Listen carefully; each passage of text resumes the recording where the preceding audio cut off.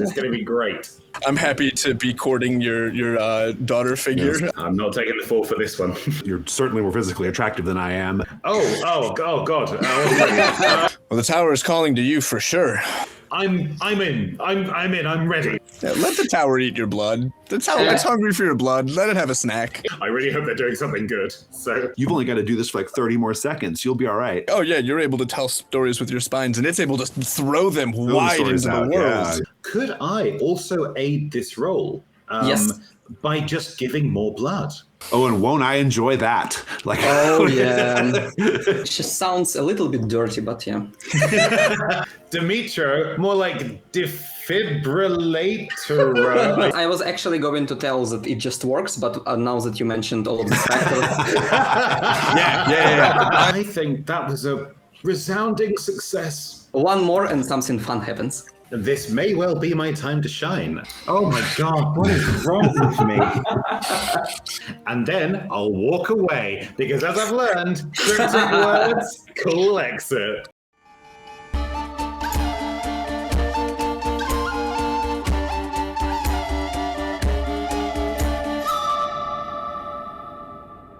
Welcome everyone to today's charity stream. My name is Sviatoslav Demchenko. You can call me simply Sviat. Today I will be your guide as we play the Ukrainian TTRPG called The Wild Steppe. In this endeavor, I am joined by a group of wonderful creators, Jason Cordova, Felix Isaacs, and Ric Heise. Please, guys, tell a few words about yourselves to our audience, on a wild chance that someone doesn't know you yet. Let's start with, I have you right to left. Let's start with Felix. Oh God. Okay, I'm Felix Isaacs. I am the writer and designer of the Wildsea, along with some very other talented people. I live on Earth, and I also make other things. Why am I so bad at this? So I created the Wildsea, I've written Pico, and I'm a co-writer on the Eternal Ruins RPG, which just finished crowdfunding a few weeks ago. I'm excited to be here, and especially excited, very selfishly, obviously, to be playing a new game made using the Wild Words engine, which is something I hold near and dear to my heart, as you might imagine. Awesome, Felix. Yes, the Earth is a place to be. Maybe not always, but, Yeah. It's still On balance, it's okay. Yeah. All right, Jason. yes, hello. I am Jason Cordova. I am the founder of legendary indie RPG group The Gauntlet, and I'm the creator of the games Brindlewood Bay, The Between, and Public Access, as well as co-creator and publisher of a number of other games, including the Trophy RPG, and I'm also a podcaster as well. Amazing, thank you, Jason. And Ric, couple of words about yourself. Yeah, hi. I'm Ric Heise. I'm Mythworks chief people person, but also I'm a contributing writer and designer to the Wildsea. I was also our head of playtesting. I have run more Wildsea than any living human. I have to say living human because I imagine ghosts can play more than I do because I don't think they have to sleep. And so I don't know what they get to do with their time. And I'm very excited to be here to play a game with friends old and new, and especially to be here in support of making things up with friends and fighting tyranny, because that's important and valuable at every step of every day. Yes, thank you, man. It truly is. It's a privilege to be around such talented people, and as Ric already gave me an opportunity to talk about it, let's say a couple of words about important things. Why are we gathered here? This stream today is a part of Roleplay Ukraine, festival about Ukrainian games and charity. This year we are gathering funds for Ukraine's frontline hospitals, specifically for a medical evacuation vehicle. You should be able to see a QR code on the screen. Please scan it and donate whatever you can. As we say in Ukraine, there is no such thing as a small donation. Every cent, every dollar goes a long way. I will give you an opportunity to scan the QR code and send your money while I drink this water. Just a moment. Now do it. And we are already nearing $2,000 as I was told. All right, hopefully you donated. If you did, send it to your 10 friends, otherwise the stream will crash. And we will be jumping into today's game. As I mentioned before, we are playing the Wild Steppe. It's a game about wondrous travels through the weird steppe. It's set in a vibrant post-apocalyptic setting grounded in Ukrainian myth and history. In this world, the aggressive nature, commonly referred to as steppe, took over as thriving industrial civilization and forced remnants of humanity to live in moving caravans. Staying in one place for too long is dangerous, as steppe reacts aggressively to any attempts to settle it or cultivate it. In today's game, we will follow one such caravan as it tries to achieve its goals under the leadership of the Caravan Council, our player characters. They might investigate ancient ruins soaked with black dark magic, negotiate with steppe spirits, fight monsters of the Black Horde, or fend against the aberrations. But whichever of this happens today, we shall see as not said beforehand and will unfold as we play. Right now, we focus on a camp set near a small grove on the hill, overlooking endless plains of green. The time of rest is at an end. You already noticed early signs of steppe's anger and order your people to start packing. All around you see your fellow caravaneers folding tents, gathering supplies, securing boxes on wagons, and feeding beasts of burden. A huge bonfire that served as the heart of your temporary camp now barely smolders. It is morning, so it's still cold. Sun just started climbing the horizon, but the nature around you is already full of life.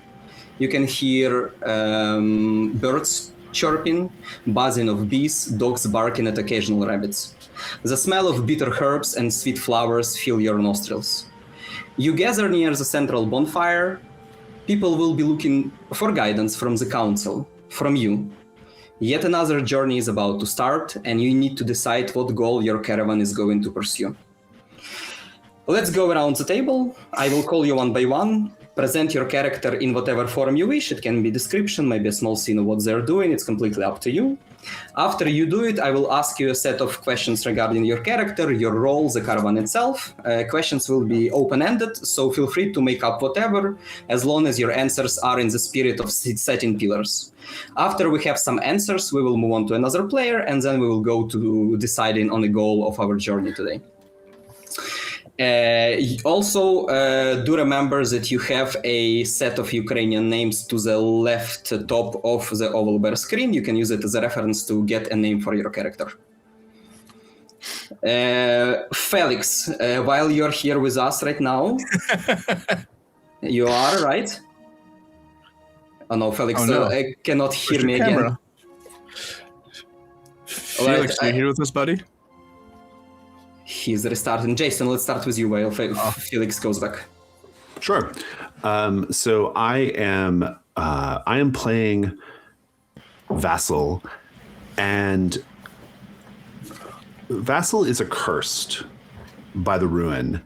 And I think that means that he typically, even though he's part of the council, I think he typically hangs back from the rest of the group because he's just perceived a certain way by people. And his ruin, what you'll see a man who is covered in numerous horn-like growths. So if you've ever seen like one of the Omen characters in Elden Ring, like Lord Moog, they have these like horns like kind of growing out of their bodies, right? This is what Vassal's deal is.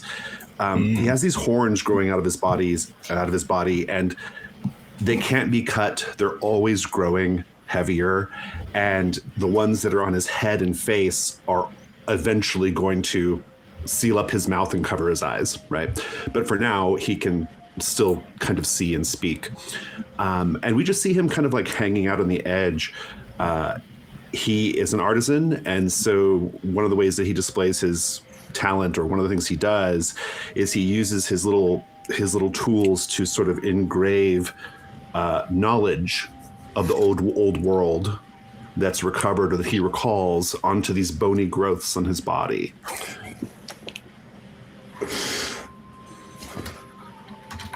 If you ever just see me throwing an O up, that's a silent endorsement of whatever you're saying. It's the opposite of the X card. It's the O card by Graham Gates. If something's cool, I just throw an O up there. Anytime anyone's saying something, you see that, it's just tacit endorsement. So. All right, okay. All right, Vasil, tell me please, you mentioned a little bit already that you're not a part of most communion in your caravan, but how your caravan in general, what's the attitude towards people who are wrought by ruin, who are targeted, who have these ruinous manifestations? I think the general perception is that it's not your fault, but people are still people, and they are just naturally biased and discriminatory against people who are affected, who are cursed by the ruin. And so, in general, I think that like they are given like, they sort of like kind of have taken on like this sort of like muckier jobs. They are, they're not outcasts as such, but they definitely are willing to do the things that the sort of like untouched people are not willing to do, right? Vasil I have specifically made a place for myself as somebody who knows about the old world. And so because of that, I've kind of like, and because of my also what is fundamentally a disability, I also like don't have to do a lot of that kind of hard, nasty labor, and I get to kind of just be a thinker, you know. All right, let's say that inside of your caravan you have a group. You have a person who tries to organize and take care of people like you, of people who have a strange affliction towards the ruin. Who is it, and what's your attitude towards this person? I think that it's a young woman. Let me grab a name from the little name list here, unless you want to just give her a name. But I think she is. I think she's a young woman who has never known anything different. She doesn't know the old world. She doesn't have much memory of it. She doesn't know anyone who has much memory of it, apart from me, maybe.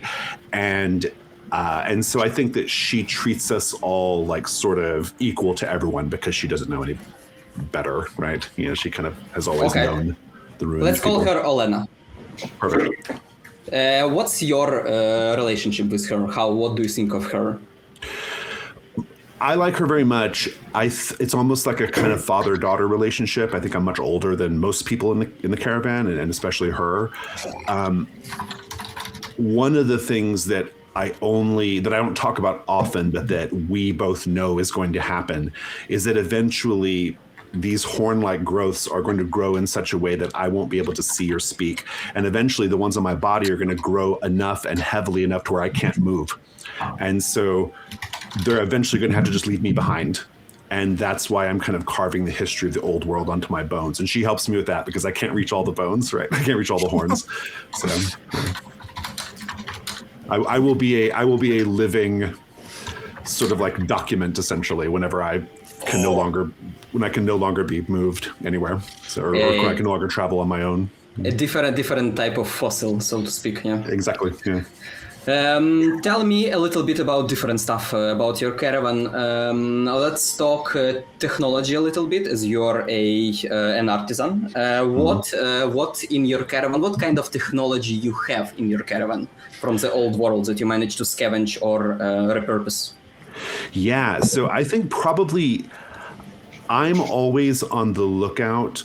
I think because I know about the old world more than most people do, I kind of know the things to look for. And so I'm always on the lookout for things like batteries, for anything that might still be like used as a power source or a fuel source. And I've even like helped create something like a generator. It's not super reliable, but it does work to some degree. Yeah. All right, thank you very much. All right, Felix, can you hear me? Yes, although my connection is spotty, apparently. Possibly because it's gotten incredibly hot here. And everything around me is melting slightly, but, you know, I'll do my best. If I disappear momentarily, it's because my connection's given out. But it then lets me back in about 10 seconds later, so... While you're here with us, tell us a little bit about your character. So the one that I don't have yet is a name. You can check the top left corner for reference names. Ooh. In the oval beer, to the left of a picture of the caravan.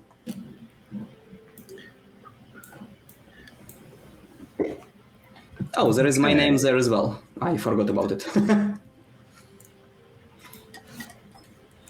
I can suggest something to you if you wish. Yeah, I'm happy to suggest something.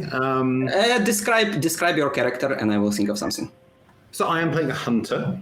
In fact, I am playing a settler runaway hunter.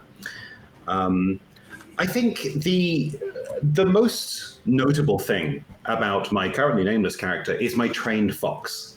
It is a companion that sticks with me through thick and thin, and it probably actually joined the caravan before I did.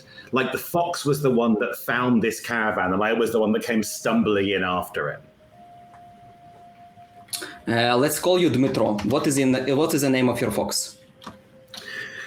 Oh, what's a good fox name?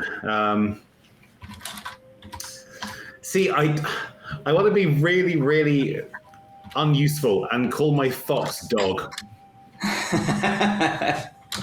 I think it's one of those things. The fox found me when I was so young that my young self thought, like, oh, this is the best dog ever. But it's actually really a fox. And it doesn't have the heart to correct me. So what's Ukrainian for dog? Pes. Bess. Best it is. Fox called Pes. I love it. Okay, I like it. That's good. Tell me a little bit, Dmitro, how a caravan. Did I tell your name, Dmitro? That I'm going to name you Dmitro? Yes, right? I did. Sorry, I forgot totally about it. I can't say I know how to spell it yet, but Yes, I wrote it on a green sticker on our board. Brilliant. Tell me, because you joined this caravan maybe fairly recently, definitely after having a runaway life, how did the caravan accept you? Was it an instant welcome? Did you have some problems, or? Oh, I think there were definitely problems. Being a runaway, it's hard for me to trust other people, but that also makes it hard for other people to trust me.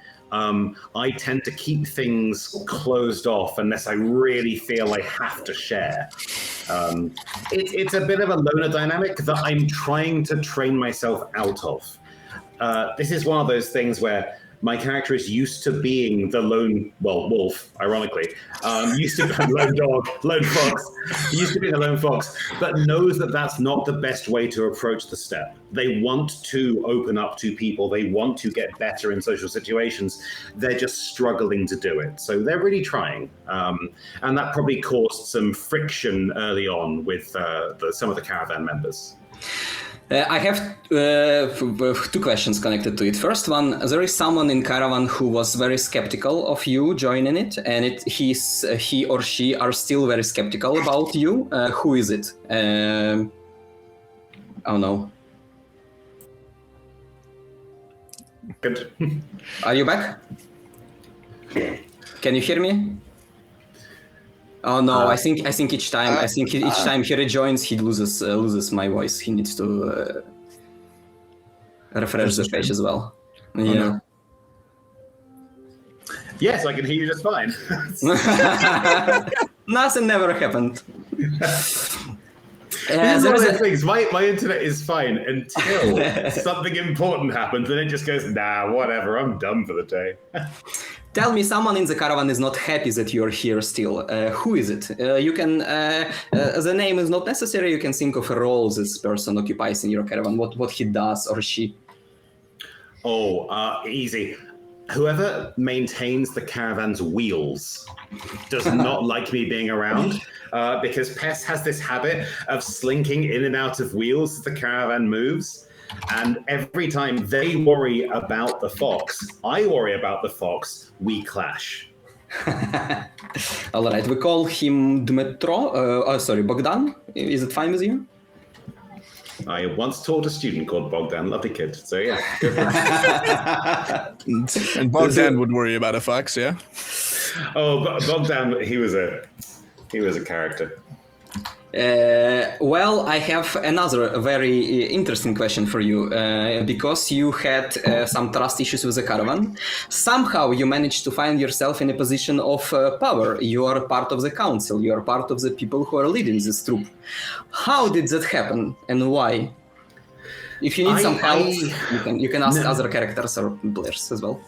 I think it was a matter of necessity. I knew where something was that was needed in the short term. So I was inducted into the kind of the upper echelon of the control structure of this caravan, not because I've earned it, but because it was just necessary in that moment, and it stuck.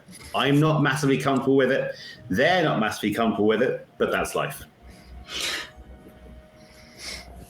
If you are okay with it, I will suggest maybe that this caravan does not have or probably lost a bunch of their hunters after some event, so you were very necessary for it. And open question to the group, why did you lose a bunch of hunters? Because of what? I'm not taking the fall for this one.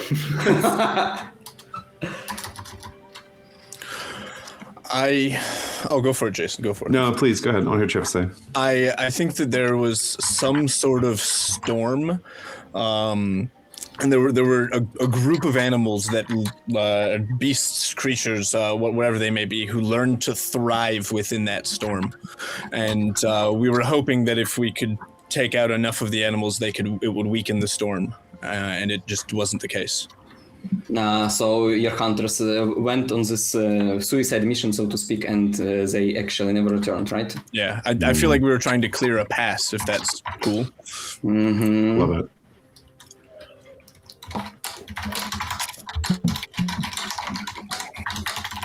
it. Sorry for a pause. I'm just quickly writing this down. All right. All right, Metro, I have a curious things I need from you. Let's move to Ric. So I think that because, the caravan is preparing for a journey right now, there's lots of heavy, hard work to be done. You see a relatively young man with a group of the younger children who aren't really able to help with the heavy lifting and heavy labor. And he's sitting down, teaching them simple knots that eventually they'll need to learn. They'll need to be using them on larger things to secure this caravan, to save their friends' lives. And there's so many important uses for knots. And I think that he's, sitting with these kids, they've all got their strings of rope, and he's, singing small songs to help them remember the patterns and paths and weave of these knots. And it's a young man in a cloak similar to this, but brighter with, I think, more pockets. And you can hear the sounds of his kobza, because he is a kobzar.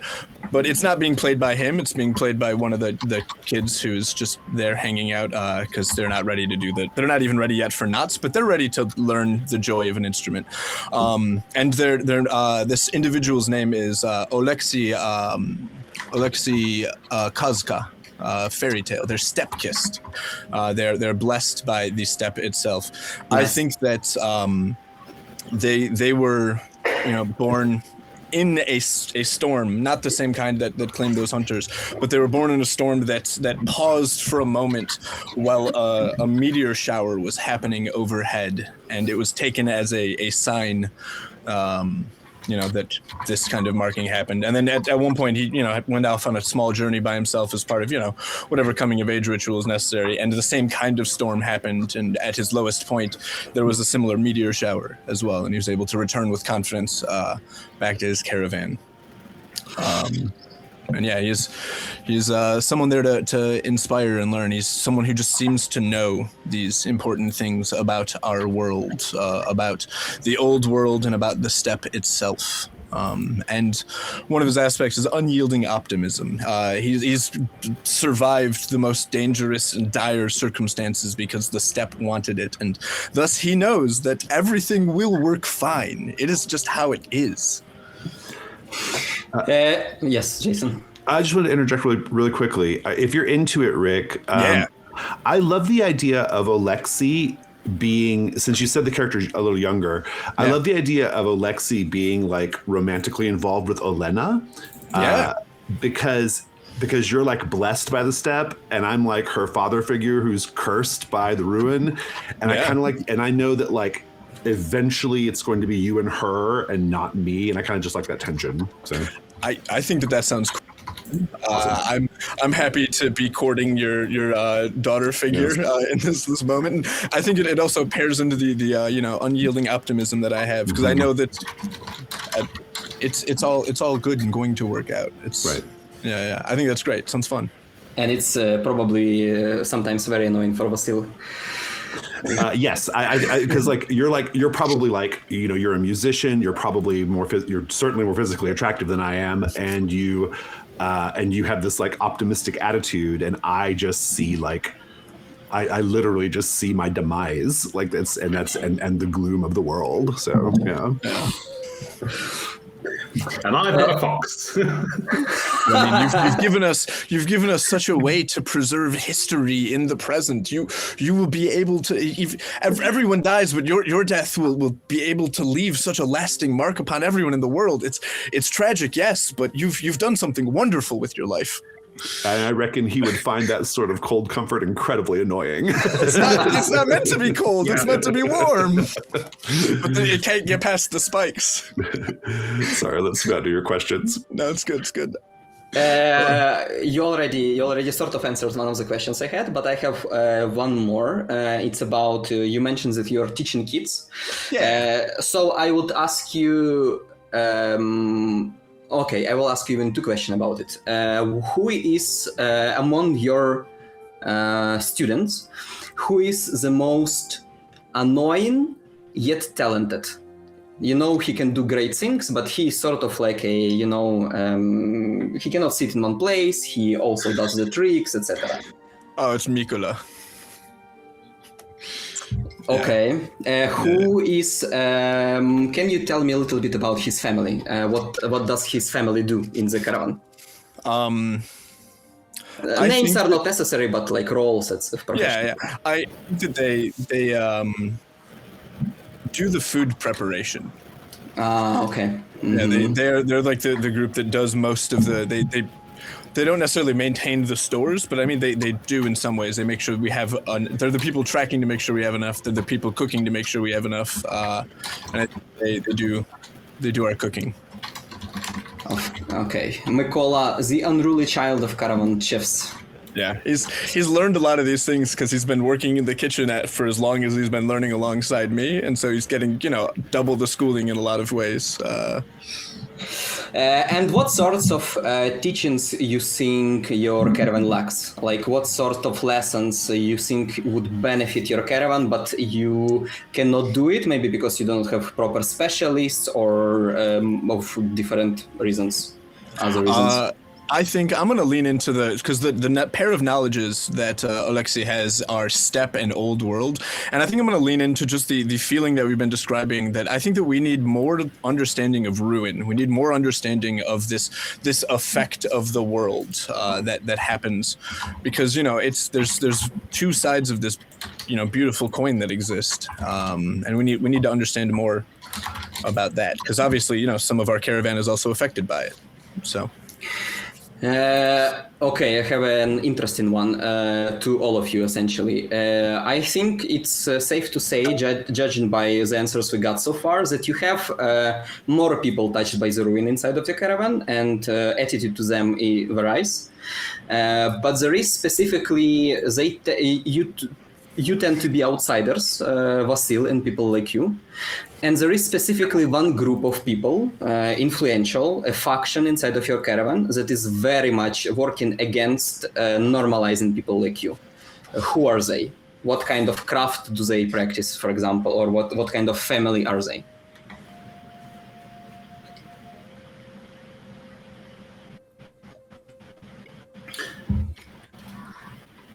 What would be something that is like, what would be a group that believes they are completely core of the running of a caravan, but they're not quite as important as they think they are?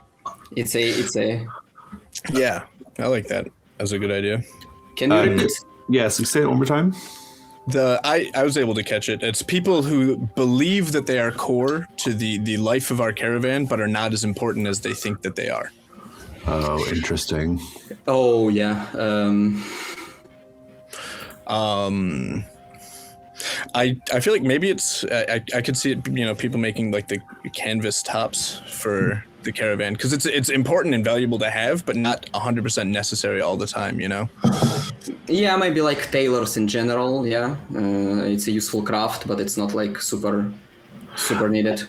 Yeah. I kind of like the idea of like basically the people who like the people who like kind of like the sort of bureaucrats who manage the supplies and things. Oh yeah, because the ruined people are like, maybe they need more, or maybe they're starting to be viewed as like, we're just wasting stuff on you, you know? I kind of like that angle as well. Like basically, like maybe they're just like kind of like piggybacking off the like kind of like weavers and, you know, tarp makers idea. Maybe there's like just a group of like kind of maybe they are artisans, maybe they are like kind of like, you know, they kind of are crafts people, and I have a suggestion.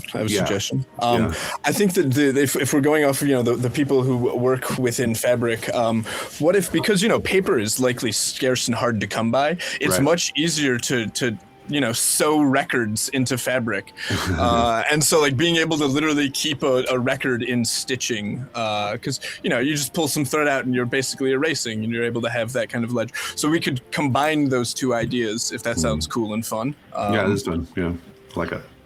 So it's a sort of a group of people who are responsible for maintaining records, right? And in general, they in general also do tailory stuff, embroidery and such, right? Or no? Yeah, because they don't need to spend that much time on, you know, making cloth and things. So the rest of their time goes into keeping track of stuff, because occasionally they're very critical and necessary, but the rest of the time they're just kind of keeping track of stuff, which can be fun. Who can live without the caravan roof story basket weavers? Central to our lives.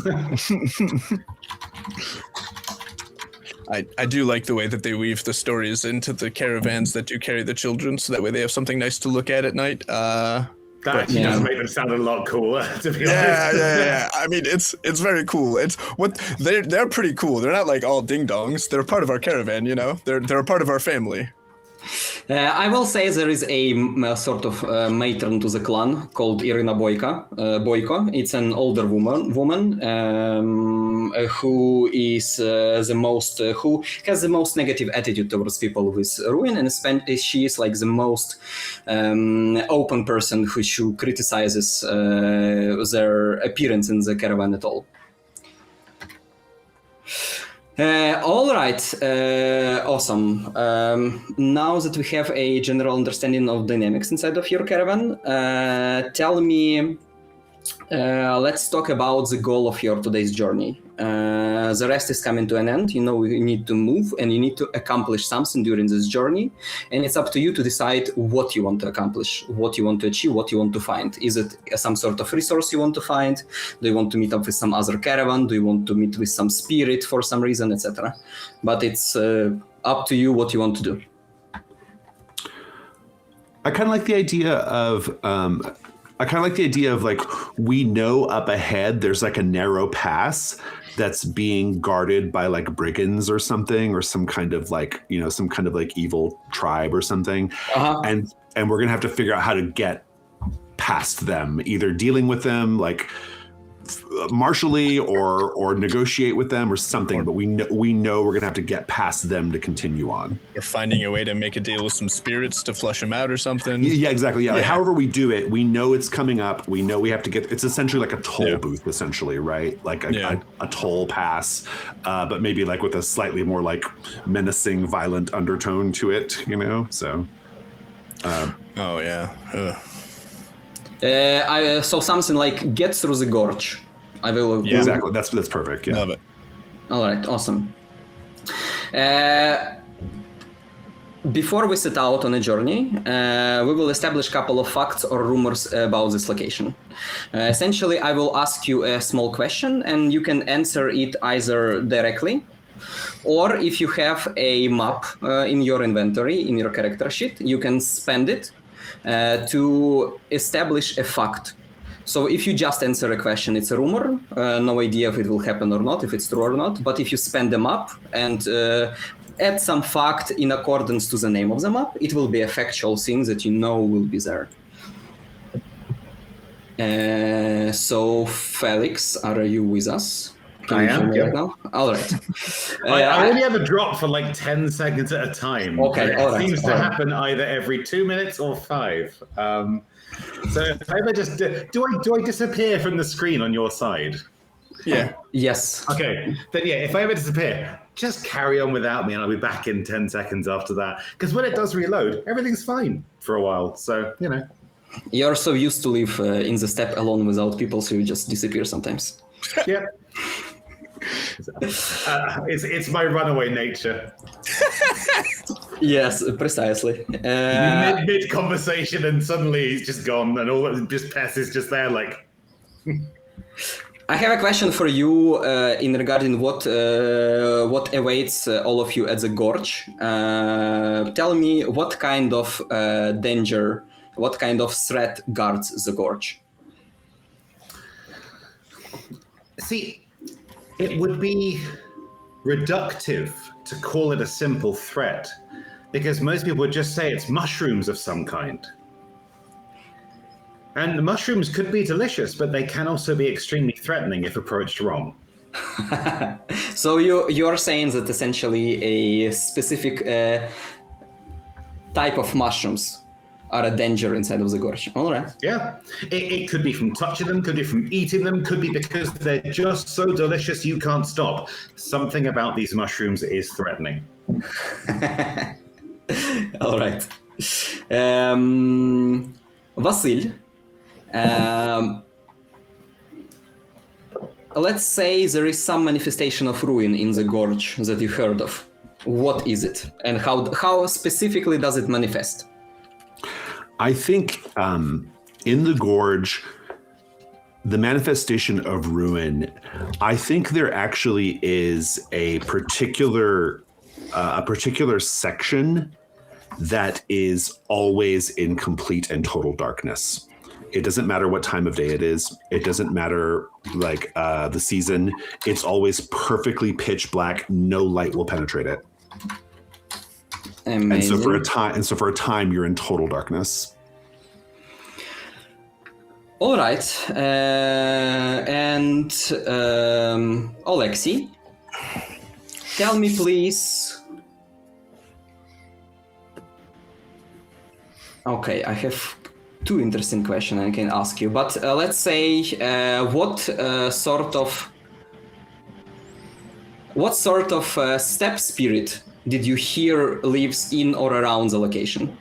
You don't need to give me the name. You can just give a generic, like what they're responsible for, how they manifest as a spirit, etc. Something like this. I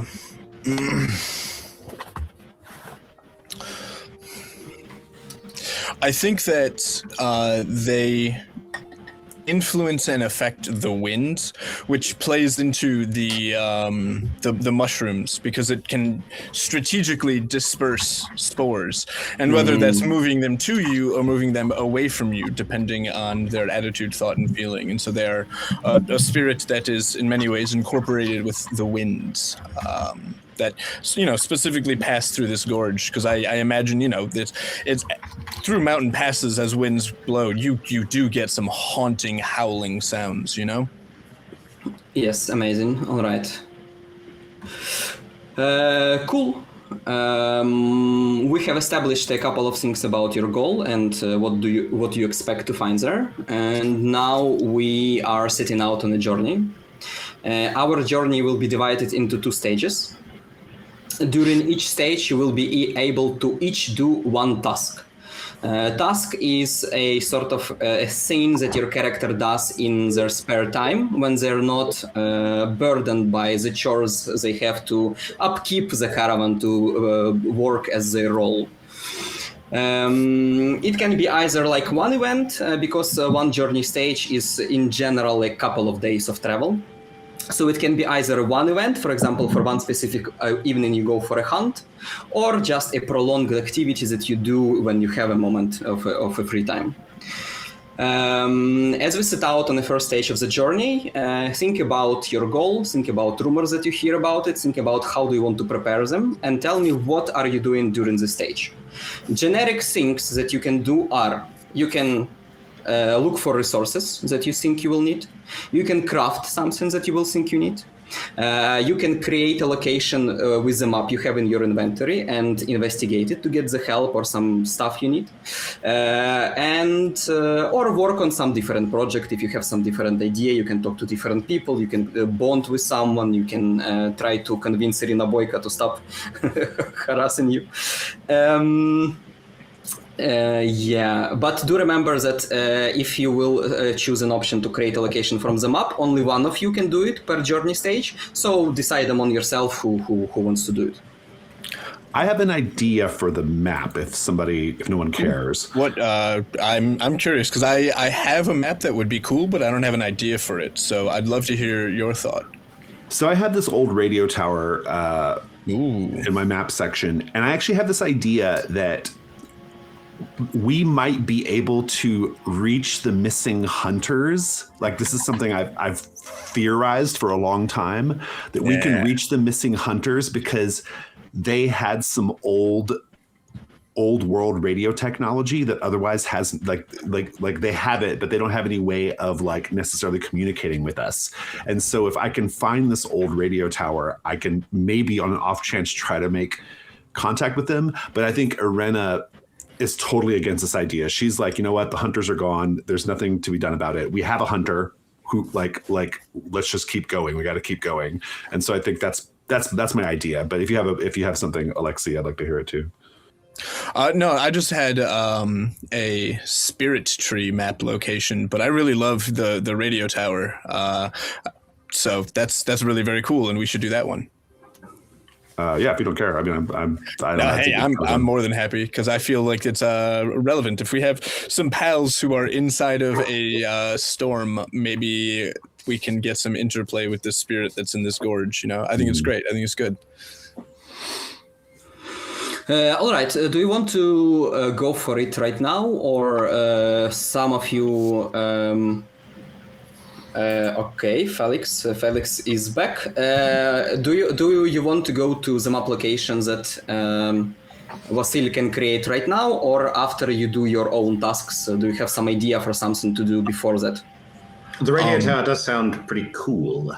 Yeah, but I mean, it might be nice to do a quick task in preparation. I don't know. Is there any way we can take a moment and create some advantages for ourselves before we go out on this journey? I mean, I expect I probably have to like maybe myself and Mitro might need to convince Irena that we can do this at all, you know? Yeah. I mean, because she's the leader of the caravan and this is kind of like a side project, essentially. Maybe that might be kind of cool. I also just like the idea of interacting with the other characters anyway, so. I will tell you that technically you can overrule her because three of you are the council, but she is the leader of one of the big factions inside of the caravan. Oh, I see. So she's not in charge of the whole thing. Got it. Okay. Yes. And if you will be overruling her for a long time, yes, that can turn into a problem because they can decide to split, for example. So yes, you know that if you will just go towards this location, she will not be happy, and that will start building some tension. I will start a track that will be slowly filling in, and it can escalate into some sort of conflict. But you can try to negate it. You can try talking to her. Sure, yes, we can initiate a small scene. I think I'm okay with it. I think I mostly just wanted to have a scene with Mitro, but to kind of talk about the hunter situation. So. You can do it. You're free to do it right now if you want to. You can set it. You can activate it. Let's do it. Yeah. So, what happens next? We're doing it. Because essentially you're just discussing a idea for your task. It can be part of it. Describe the situation where you approach Dmitro and what do you want to talk about it. So let's start with where do you meet and when. I would like to suggest that the caravan is kind of passing through the gorge, and No, you're not yet to the gorge, because the gorge will be the stuff you will. Yes. Got it. Okay. Yeah, in that case, I think that maybe like can we see the radio tower in the distance from where we're at? Yes. Okay. Then I think I would probably approach Mitro at that point, and because I don't have the ability to go to the radio tower. I'm not very mobile, and so I'll kind of like be kind of like, you know, I think I walk with like a, you know, I walk with a limp. I'm always very like kind of hunched over. I have all these like bones or these like horns twisting and growing out of my body. They make me physically heavy. I'm basically like a kind of big upturned insect in some sense.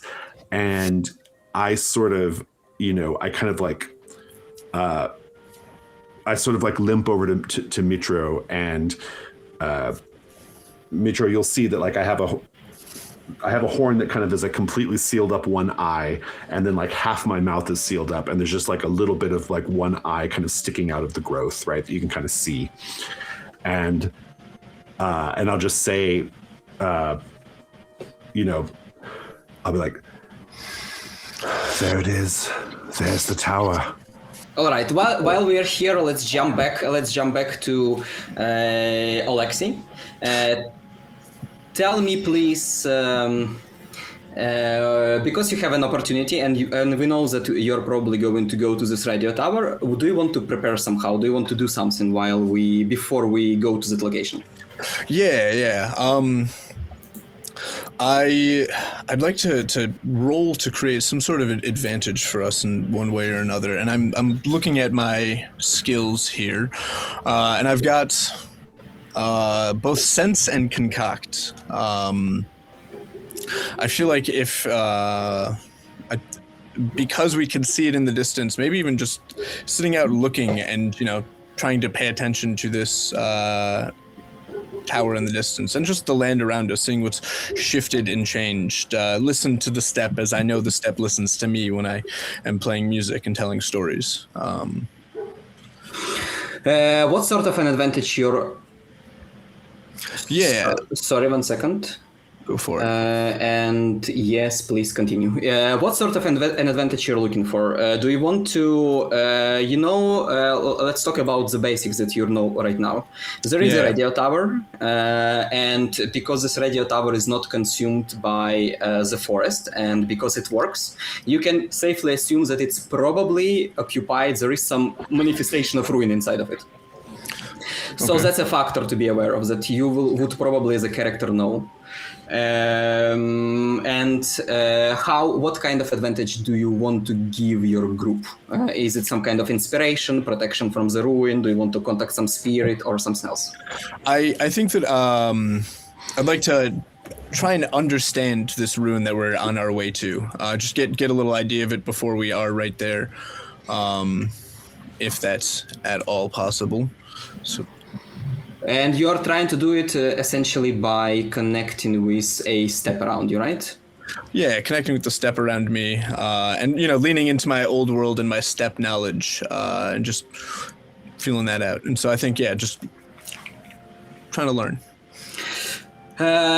I will say that perhaps I think it will require a roll. Let's say that you go out into the steppe a little ways away from your caravan. You sit in meditation, maybe in front of a ruin that you see in the distance, and you try to listen to the steppe and to focus your senses on what it whispers. What stories does it tell so close to this most probably ruin-infested radio tower?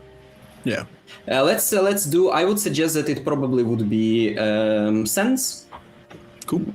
As your skill, do you think you have advantages that could apply here? Yeah, I feel like the step blessing aspect I have is just an advantage.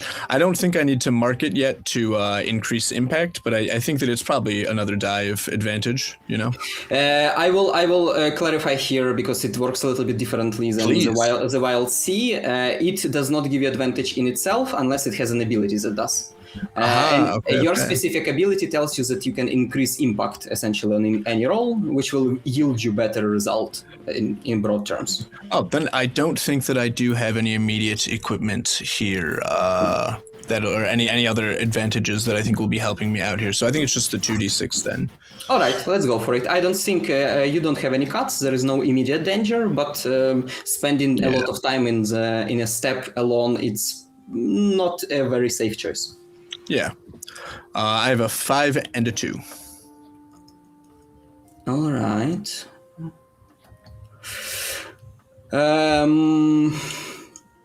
You have success with a conflict.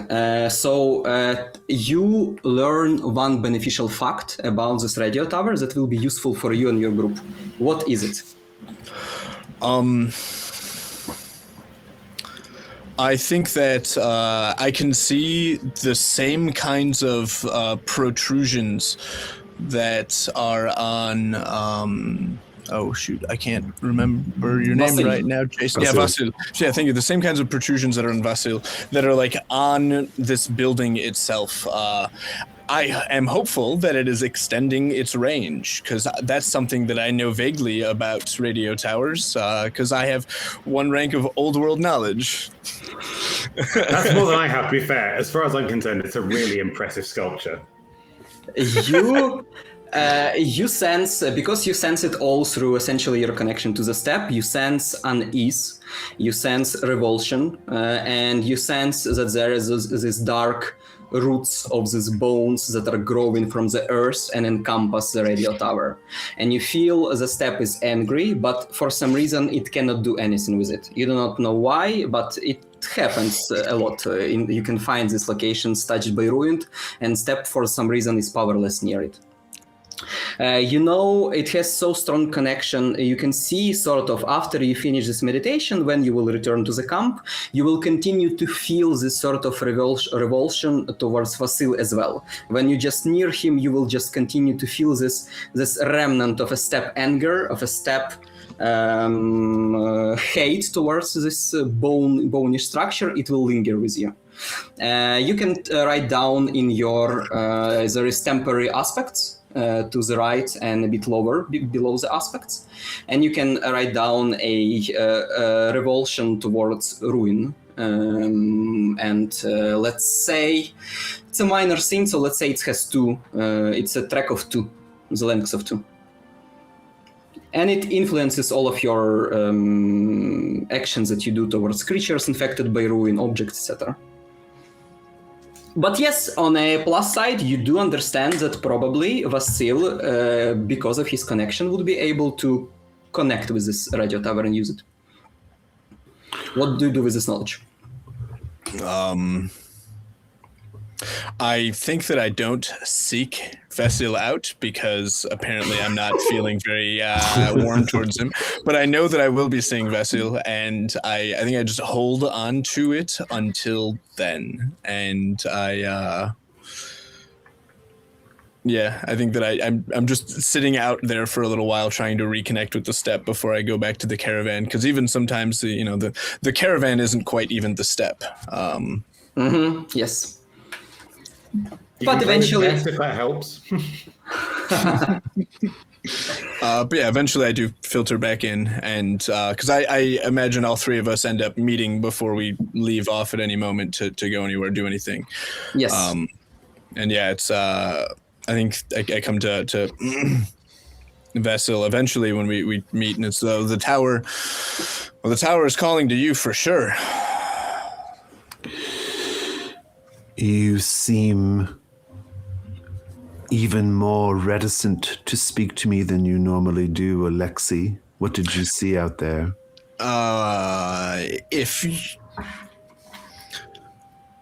The spines, the spikes, the intrusions, protrusions, and occlusions from this tower look much like yours, but not. I recognize the quirk in your lips, the twitch in your eye. It is the same expression that I see every day on the face of Irina Bolko. It's not a choice I like or want to make. this is the Steppe's influence on me. I remember that you are a person who I like, but I am having a hard time holding that memory in my mind right now. Because of how strong the feeling is within me. And I'm sorry, but I am going to walk away now. I'm slightly bemused almost by this like reaction in some sense, because I think that there's like this part of me that thinks that Alexi is always so like positive and looking to the future, and like, you know, and through Elena especially, like trying to like create one big community. But here I see like a little chink in the armor, right? It's like even though it's like, you know, even though it's like the Steppe affecting you, it kind of feels like my cynical view of the world is being reaffirmed here, and there's something perversely gratifying by that. But having said all that, I also think that you've given me a clue about the watchtower, which is the radio tower. The radio tower itself might now be something like a creature of the ruin, which means I can be friends with it. I see what you're aiming at. It's possible. It's a one shot. Spend our stuff. Let's do it. Yes. All right. Before Vasily will lead you using his map towards the radio tower, Dmytro, do you want to spend your task on something, or would you wait for after the tower exploration? I think I'd wait for after the tower, because I have gotten my slow understanding of how this caravan works is moving on in leaps and bounds, watching interactions like these ones from a perch up on top of one of the caravans. It's like, oh, this is how they interact with each other. Really ominous words, deep thoughts, uncomfortable silences, and then you leave. I can do that. I can internalize this. I'm going to keep you on this as mental ammo for future scenarios. It's going to be great. A vague exchange and then exit. And then you walk off. Yeah. You do that with Bess every day. Oh yeah. Do you want some food? Do you want some? No, you're gone. Oh, I guess that is how it works. So, yeah. Yes. So your caravan approaches a bone constructed radio tower, and all the while you can almost feel it's very palpable. You can feel annoyance of Irina Boyko and her people. They are not making a scene yet, but they are starting to spread rumors and questioning your leadership in general. For now, that's all they do. Casual glances and looks, but you feel it can escalate in the future. I think that I said to her, I don't like being here either, but I know it is important for us to be here. So if I can tolerate it, you can tolerate it too. You've had so much more time to learn patience than I have. After Vasily will lead us all into some deadly trap, we will talk then. You will see. I'm up on top of that caravan still going, mention their age in a disparaging way. Gotcha. But make it sound cool. Your caravan approaches a bone radio tower, and as you come closer and closer to it, over a course of maybe a day and a half, you can see it's growing on the horizon and getting closer to you. It's a magnificent and very weird structure. It's a combination of essentially bone-ish material that twists and turns into a way that looks like a huge and lengthy radio tower. At the base of it, as you get closer, as you stop maybe some distance away from it, you can notice that all natural elements like flora, when it gets closer to the tower itself, it turns into the bone material as well. All the bushes, all the little maybe steppe trees, all the grass is just bones. And it's getting silent. It's getting silent as you grow closer. Animals are afraid of this spot, and it's just you, the wind, and this tower that stands a little ways ahead of you. What do you do? How do you proceed? So I think like I think I can already kind of sense that this sort of bone array has almost like a kind of sentience of its own, if that's okay. Okay. And I'm even like picking up on like whatever it's radiating out in the world a little bit, right? Now, I've done this one other time. I made friends with the storm that we sent the hunters into, right? And because I thought that if we could make contact with the creatures inside the storm, that would help ease our passage. But of course, we lost all the hunters, and so in some sense, I'm trying to get in touch with I want to get in touch with the hunters again, but I'm also trying to I really want to kind of redeem myself here, right? Because I greatly hurt the caravan, which is another reason why everybody kind of hates me, right? And so unfortunately, I can't climb the tower. I don't have the ability to do that. So that's when I come to Dmytro, because I'm going to tell you everything you need to know about the concept of radio towers from my knowledge of the old world. So, oh, brilliant. Go for it. This is how I'm pretty sure they work. I'm pretty sure this is the way they work. And I'm pretty sure the walkie-talkies that some of the hunters had, that I'm sure that we might be able to pick up a frequency and find them. I don't know, but yeah, that's the plan. I'm just checking, both in and out of character here. You sent a group of people into the last terrifying thing that we found. Yes. And now, to redeem yourself, part of that action is to send our last hunter climbing the other terrifying thing. Yes, exactly right. Exactly right. I will say this. I admire your pluck. I'm in. I'm ready. Pess is next to me, just slowly backing up away from me. I'm like, no, I am in. Everything is good. I am eager to prove myself, even if not to you specifically, just to the people watching. I don't want to be the one that says no. Mm-hmm. I'm eager to be redeemed, and yes. What a great pair. Yes. So what's your plan precisely? You tell Dmytro what he needs to do at the top of the tower. I'm explaining the basic concept of radio towers and radio signals, and as I believe I know it from the old world. And I'm also trying to use my ability to make friends with beasts of the ruin, which I'm kind of interpreting this as a beast of the ruin, to sort of to kind of work with Dmytro, let us send this signal out. But Dmytro has to climb up to the top of the array to do it. So, and I can't do that. So it's either it's partially me trying to come up with the sort of mechanics of this, and then Dmytro having to actually physically go do it, if that's okay with you. All right. I will give it a go. Yeah, I would definitely give it a go. I will say that maybe you need to reactivate something at the top in order for it to work properly. Yeah. Perfect. Yeah. Okay, right. That might not be my bag. I'm going to tell you everything you need to know, Dmytro. Don't worry. We got this covered. Okay. There is a small sort of very primitive terminal at the very base of this radio tower that shows that a connection is broken, and you know that you need to fix it somewhere higher up in the radio tower. The radio tower itself, as it's covered by this bony growth, it has enough perches for you to try and climb it, but you can see that the further up it goes, the less of it are there, and so it will be a harder and harder climb. And you do not know precisely how far you can get. You can only ballpark it somewhere around the very top and 2/3 of the way up. How do you want to climb this tower? It will probably be a roll, but yeah, what do you use? How do you approach it? Oh yeah, I'm expecting a roll. Skill-wise, exert makes sense. Yes.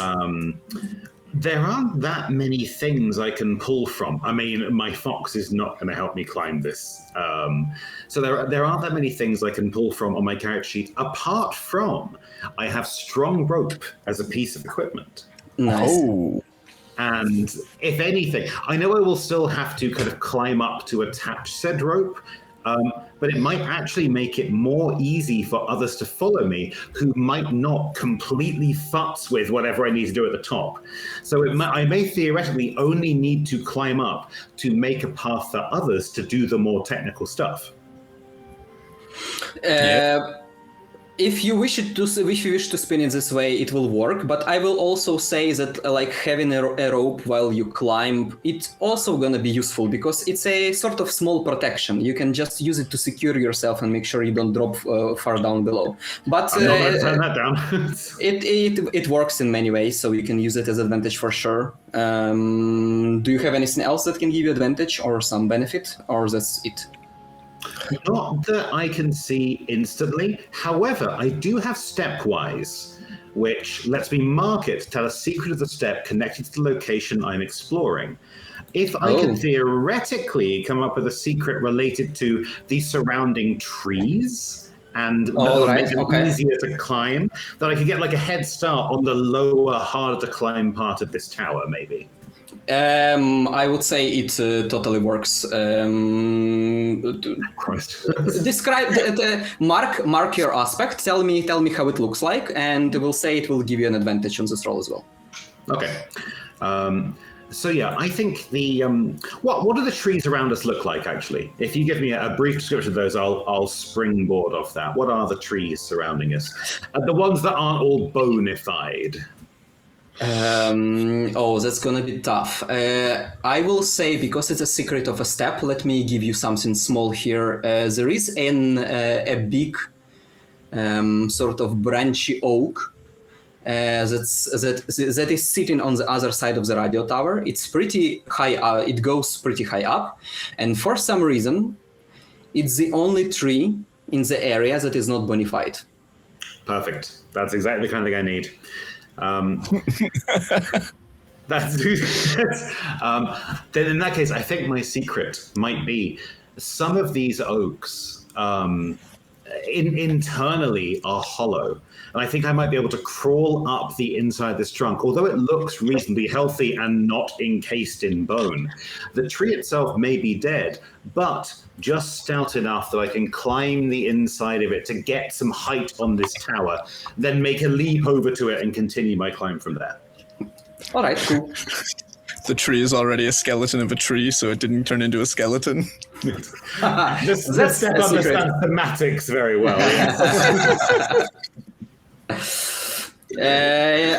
We can go for a roll. So you have your skill, you have your advantages, we can go for it. I will say for now we don't have any cuts, but we'll see as you progress further on. Okay, I think that's 3d6 then. One environmental advantage, my rope, and my 1 point in exert. Yes, precisely. Okay, let me roll an owlbear.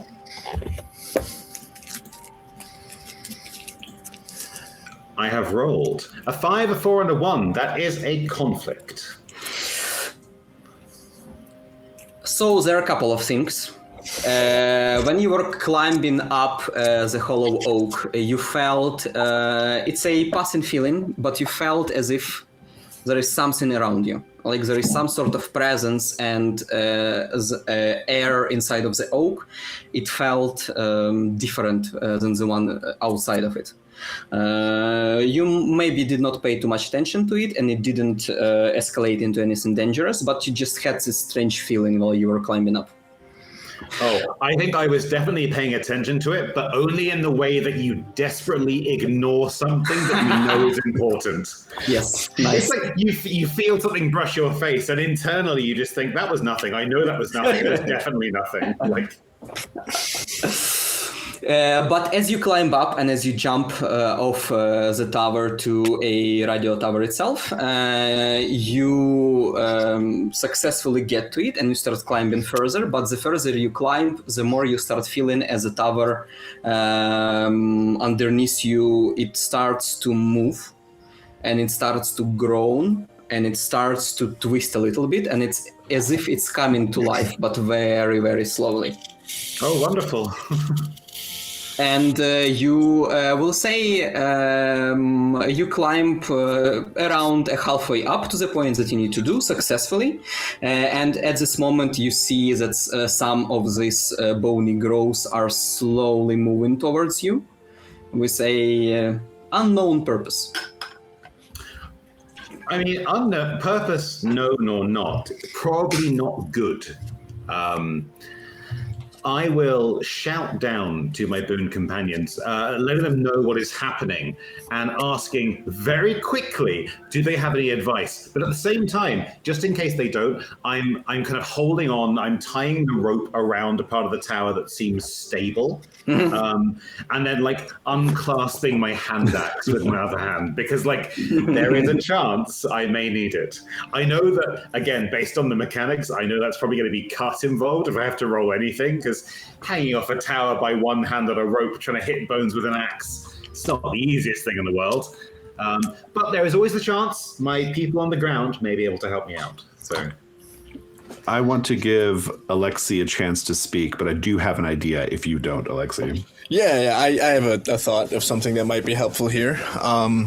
Because we've established that this radio tower is sort of slightly alive, I have this enchanted kobza, which I can mark to enchant the crowd with my performance. And maybe I can roll trick and literally walk around this radio tower so it's paying attention to me instead of you. But as I'm like moving around it, so that way it's not getting too unstable in one spot or another, just making it, if not easier, just not more difficult for you, which is probably a goal, if that sounds good. I've got to take a quick bio break for 2 minutes, but that means that theoretically we can work this in. I'm up this tower. I don't know what's being discussed at the bottom. When I come back, you can have this whole plan worked out, and I'll just be like, I really hope they're doing something good. So I'll be back in 2. All right. So Alexei, the stuff with your abilities that you can do, they just sort of work. If you mark them, they work. There is no role involved because you already use this ability and you can introduce changes essentially in the narrative, in the story. So with your kobza, you do enchant the crowd. Can you tell us how does it look like when the crowd is a strange, big, bony radio tower?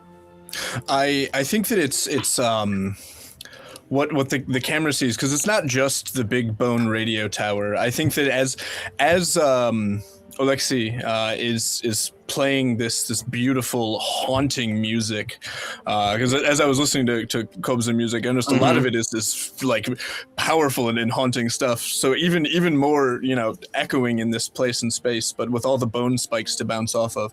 But it's not just the tower that is like bending to listen. It's the flowers, it's the trees, it's even the little bony bits and blades of grass, because all of it is in this way kind of connected. And so as I'm walking around the entirety of this bona fide radio tower, I'm like in a little loop, because I imagine that there's the tower and then a ring of spikes and then some small desolate area, and then there's where all the bone stuff comes around, and I'm kind of in that central area, just kind of making little loops and playing this haunting music as the tower stops reaching for my friend and tries to reach for me, but I'm moving at a pace that's not taxing, but enough where it's not able to I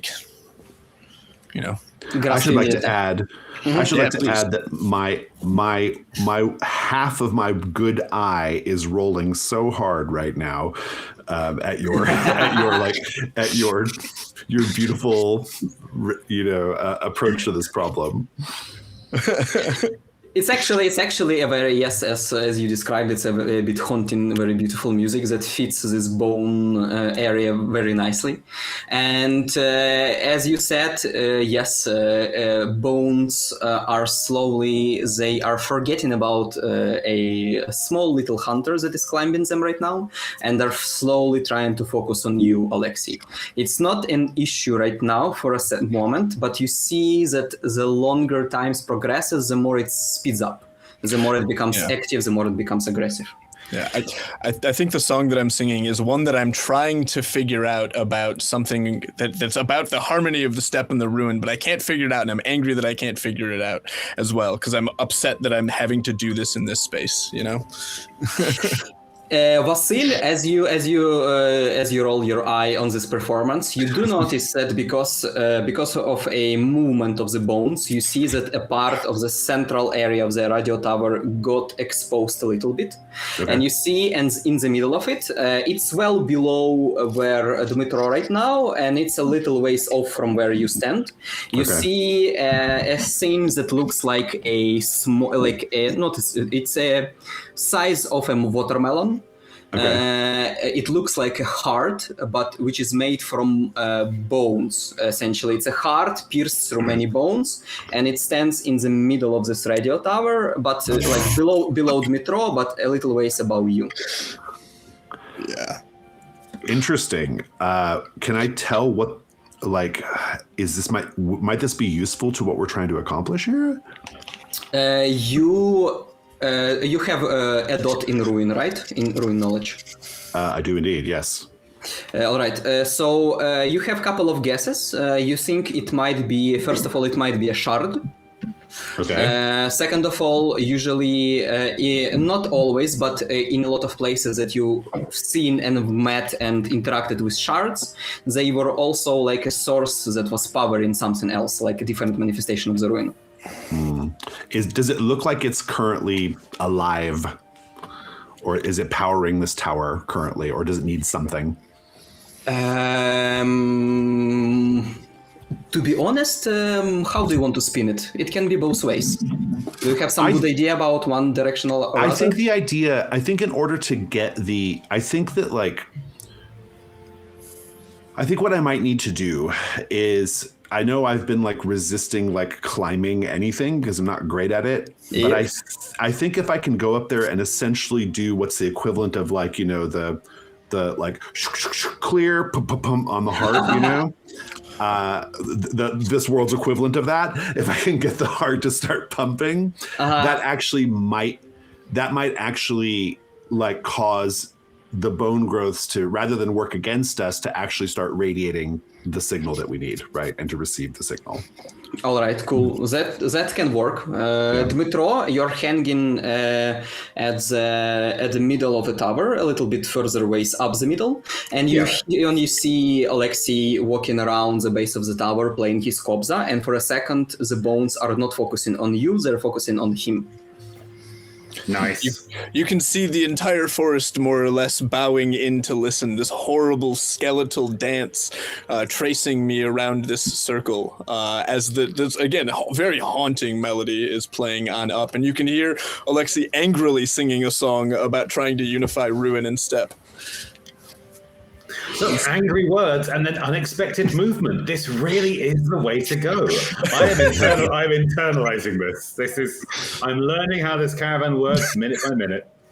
You see a little ways above you. You need to climb just a little bit, but you see a platform upon which there are some strange metal rusted boxes with some sort of something that look like ropes or wires that are going up and down this radio tower. Okay, then can I take the axe I was going to use on the bones that were growing towards me? Can I tie that to the other end of the rope and kind of slingshot it up to the top of the tower to make the rest of the climb a bit easier? You can certainly try. Yeah, Let's see where it try. leads you. I know it may deprive me of the axe as a weapon, but like it seems like music is a more effective weapon against the tower than the axe would be. So. And also, you're very high up it right now. It seems attacking it would probably be not great. Yes, it's a rare tree surgeon that chops down the tree they're holding on to. It's you will definitely have advantage for your axe and your rope. What do you use to do this trick? I do have, now you have used the word trick, I do have 2 dots in trick. God damn it. But yeah, it's what I was going to suggest anyway, to be fair. Yes. I think you can use it. Fair enough. Okay. I mean, yeah, trick is for stunts. Yeah. I will. You will have a cut, but just that's one fair. on this roll. Yes. Yeah. Okay, so 46 cut 1. Yes. Okay. That gives me. Oh my god. A 1, a 3, and a 6, and the 6 is cut. That is a disaster with a twist, if I remember rightly.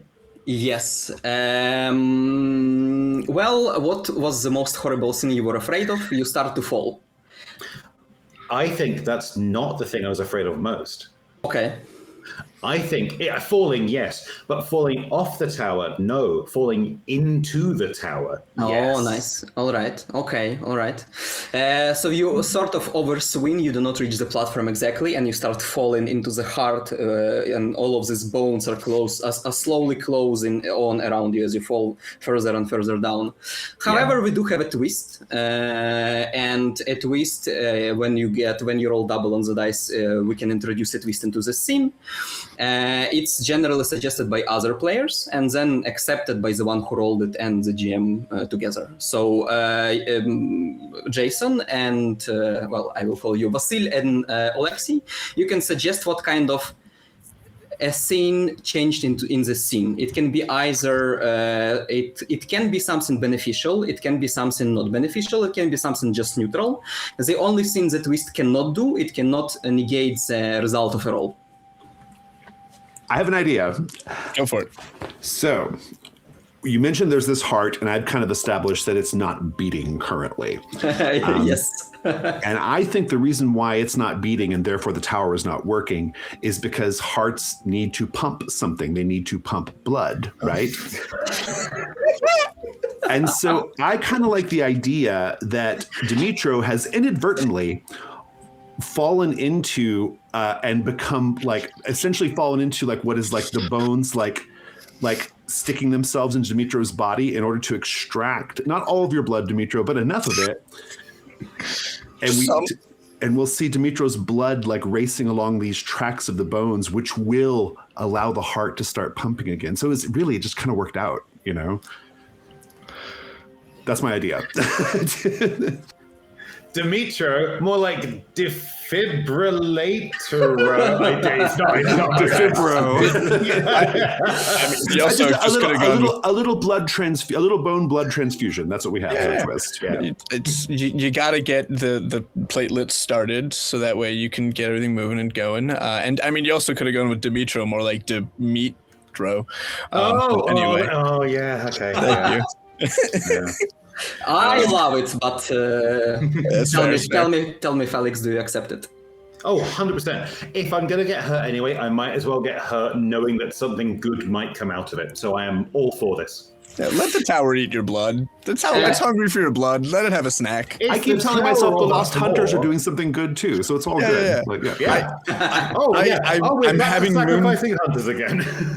I'm having moonshot ideas of being able to use our various shards because in the long run, I've got a compass of desire and you've got I think unbound winds. Maybe we can get the spirit that's in the gorge to push the storm away and get our hunters revealed, and eventually I don't know. I'm just thinking eventual moonshot thoughts here. But first, let's bleed me dry. Yeah, buddy. Let the tower eat. It happens as described. You do not fall too far, but you land very closely to the heart, and you land on bone spikes that pierce your body in a couple of different places, and you start feeling as the blood leaves your body and starts flowing into this heart. Right down into temporary aspects, you get a wound essentially. Let's call it bloodless. You have its length of 3 right now, and you really do not want it to go all the way up. Okay. which is just 2 marks left, and so not much. Yeah. Can I say a reassuring word to clear one of those marks right now and mark my aspect of unyielding optimism? Well, I'm not sure that a reassuring word will. I'm not sure that inspiring someone with a short phrase will help in this situation. That's the issue here. He's not depressed. He's like his blood is sick. His blood. He might be depressed, but That's fair. It's fair. The aspect just said that it can help me heal a mark on someone else's track. So I thought I would ask and find out. It needs to still work like in a narrative context of things. Yeah, fair. I would still accept it though, just so you know. I mean, I would take a reassuring word, whether it heals me or not. What do? You have your friend stuck above the heart, and heart slowly starts pumping. And the more it pumps, the more bones just vibrate and release a signal you were looking for. I think I realize what's happening, and I'm doing my best to just shout. I'll do my own reassuring words to Dimitro as best I can, because I realize what's happening here, that Dimitro's inadvertently like powered the heart and therefore the thing. And I immediately go to Alexei and say, play your song that the hunters would know. We'll transmit the song out so they know how to find us. Sure. Yeah. That I can do that now instead of the keeping it. Yeah. Okay. Yes. That's. Yes. So if I understand correctly, you need to find the right tune to transmit through the tower to your hunters, and you need to do it before the tower sucks Dmitro dry. Yeah. B, before bones reach you and maybe murder you a little bit. Yeah. How do you want to do it? That should be easy. That's no problem. I got that. While you think about how you're doing that, this is one of those moments where I would be like scrabbling against those bones. Does someone tell me to kind of not try and extricate myself? Yeah. Like, I think I frequently pull the "How do you think I feel" card. Like, I'm always covered in like big, massive, horny bone growths. This is like, you've only got to do this for like 30 more seconds. You'll be all right. And so, yeah, I pull that card frequently, and that's why we should all just be okay with this situation, because look what I have to deal with on a daily basis, right? And then through gritted teeth, through the pain, I'll be like, I'm learning how to be like my companions. Your effort, sacrifice, and discomfort and suffering will be valued by the community. It's part of what it means to be a part of us. I am really rethinking this whole joining caravan thing that the fox got me to do. So, eventually someone will suffer for you. What is the fox doing? What is Pest doing in all this? I'm curious.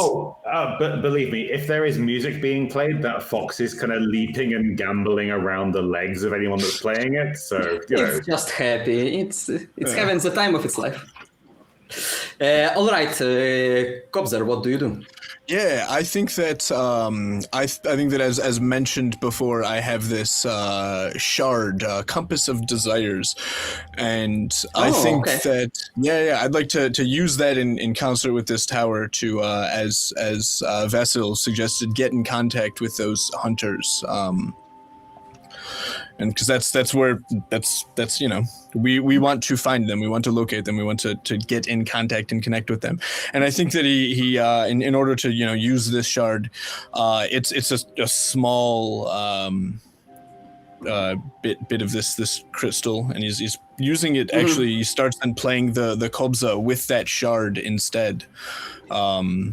And allowing that the vibration of it to seep into the song that he is playing, in order to then channel it through that tower, trying to, and it is a step shard, so it is going to be hard, I think, to work in concert with this clearly ruinous creation. I also have an aversion to the ruin right now, so I think that's also going to play against me as we're doing this. So it's going to be hard for me to do it, but it's important for me to do, and I should try and do it anyway.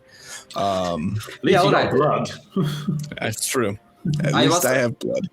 I was actually going to tell that it just works, but now that you mentioned all of these factors, I figured it all was. It makes perfect sense that yes, you will need still to make a roll. What do you want? I do love those GM moments. Like, I'll let them have this. Obviously, this will be hard. Oh yeah, obviously this will be hard. The best.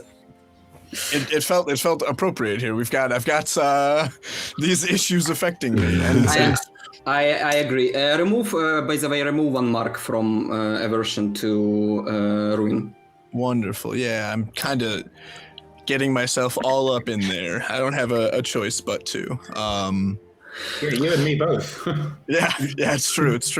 I do think I will, because I'm going to need a roll. I'm going to mark my step blessing to make this with increased impact, whatever it is. Nice.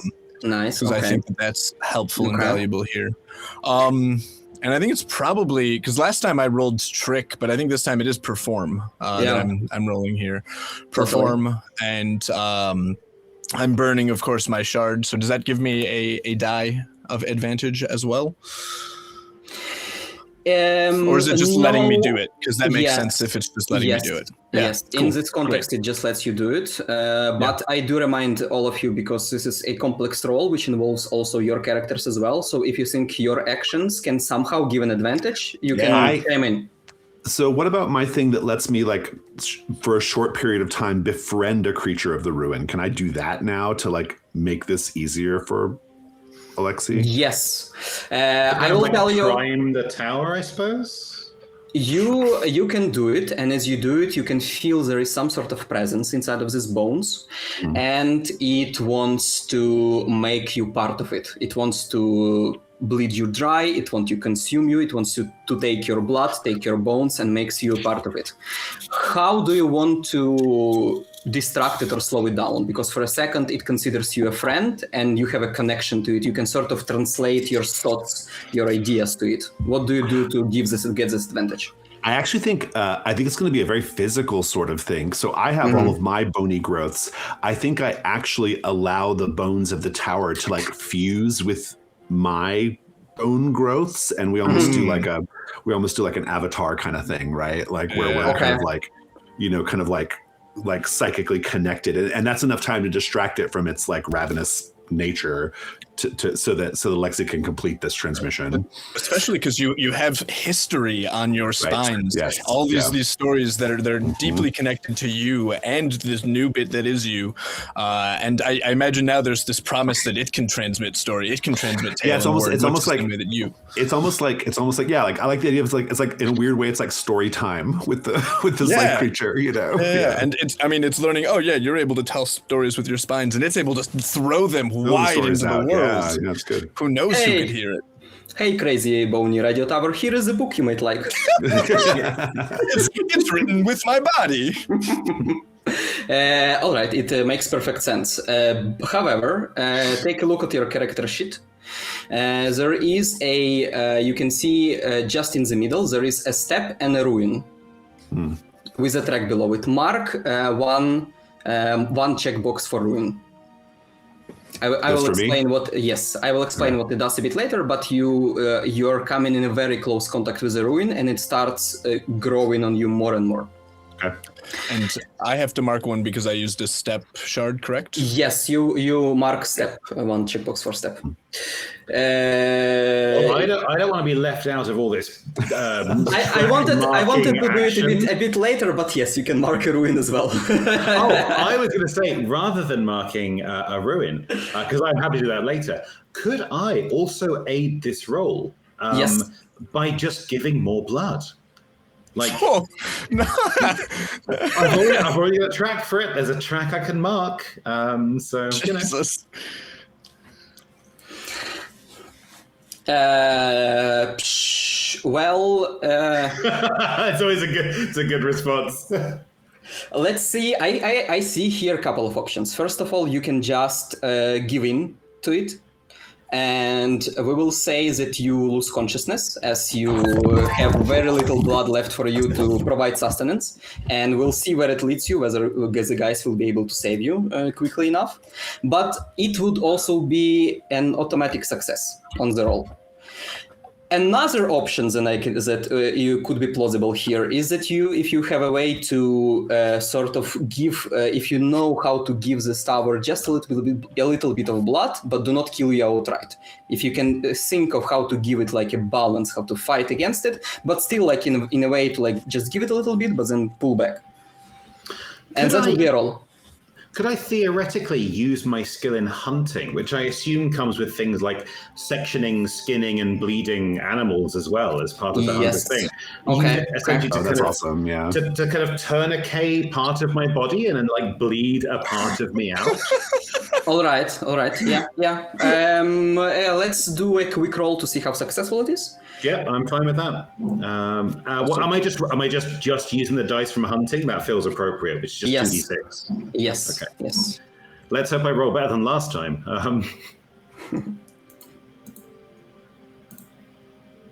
I rolled so much better than last time. 2 6s. That is a triumph for the twist. We are just stuck in mad advantages here for Alexei. But yes, you do precisely what you wanted to do. Plus, there is a twist in the scene. So please, Vasil, Alexei, what little change also happens as Dmitro gives just a little bit of his blood, enough to power it to the needed power, strength. I'm curious to hear what Ric's going to come up with, but I'm going to suggest that maybe it's a 2-way blood transfusion and they actually like replace your blood with something else. Oh. I have always wanted more bones. Yeah. I mean, I think that giving them a handful of, little spurs and spikes in trade for some blood feels good and right. I'm good with that. Oh, and won't I enjoy that? Like, oh yeah. I'm just getting closer to the caravan. Like I'm just becoming more like my caravan mates. Come hang out on our side of the caravan now. Let's pause with you for 1 second, but we will remember this. Let's move to Alexei's role because it will be important in the context of everything. Yeah. So I have. Please don't mess this up. I have 2 in perform, and then we've got a variety of benefits here. I'm not even sure how many advantages I have. I know that I've increased my impact by marking my step blessing, but It sounds like I've got an extra die from Vasil's efforts, and I'm imagining is the giving blood just making sure I don't have cut on this, or how are we playing all my advantages here? No. It also allows you need less time to do what you need to do essentially. So it's two advantages for sure. So it's 4 dice. You will have 1 cut. Okay. Yeah, you're using a shard, so yeah, it will be 1 cut. Yeah. It will never end, Rick. It will never end. It's great. I remove 1 of the 6s, and that leaves me with a 6-2-3. So that is a triumph. Yes, amazing. All right. We did remove the twist, unfortunately, from the roll. However, it's your success, so tell us how does it look like. But I will tell that in general senses, you do manage to do what you wanted to do in a quick enough time, so neither you nor Dmitro was damaged additionally.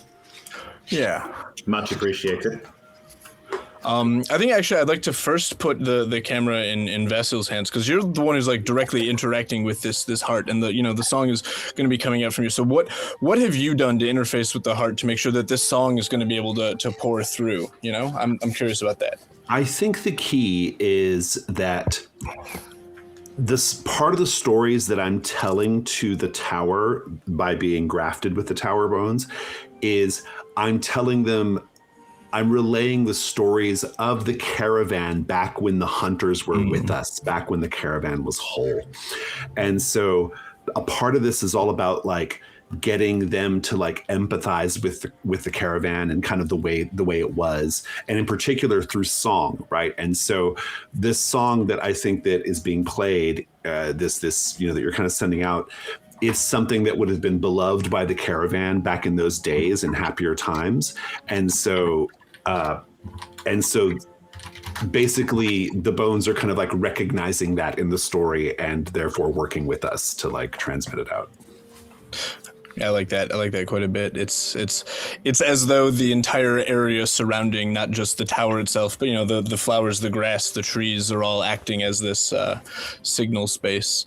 And so I think that as I'm playing, there is this like horrible sound where there's like it's a combination of clattering and rattling, but also at times with the blades of grass rubbing against one another in order to create almost like the water phone, like that like horror sound screech effects alongside the song that's going out, and it's I think the like dirge that Alexei wrote for them, this song of, in case they are never found, we hope to find them, but in case they are never found, this is the funerary song that was created for them and sent out into the world. And so even if it doesn't reach them, maybe it will reach someone in somewhere, and their story will be known and held by the world itself.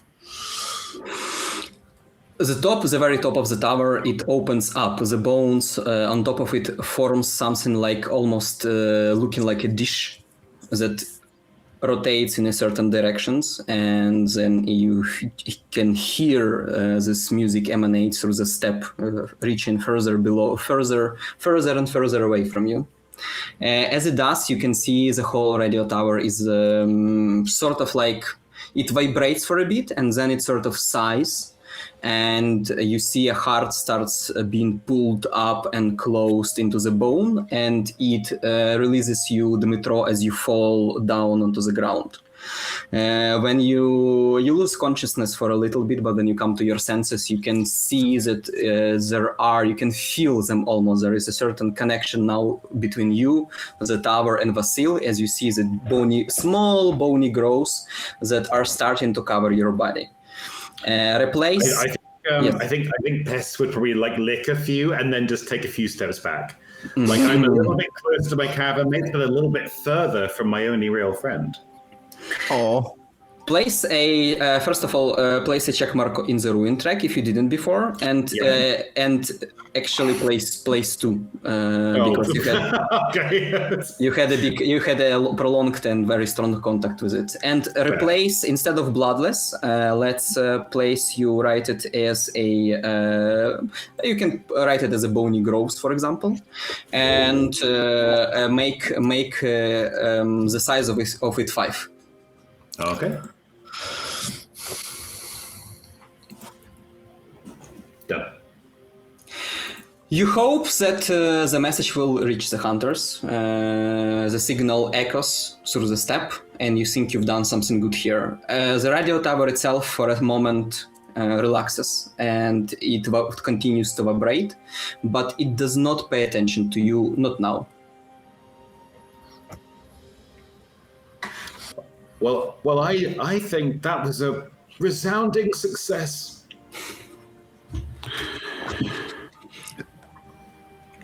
And I think I'm just sort of like, I think I'm still kind of like,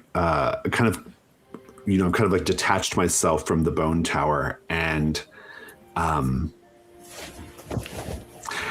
like to suggest that, like, telling the stories to the bone tower in this way causes me to actually forget them. Oh, they're still written on the horns on my body, but I don't remember it as much. And there's actually a moment where I'm just a little confused about how, like, who you all are, and it takes me a moment to like kind of reorient myself.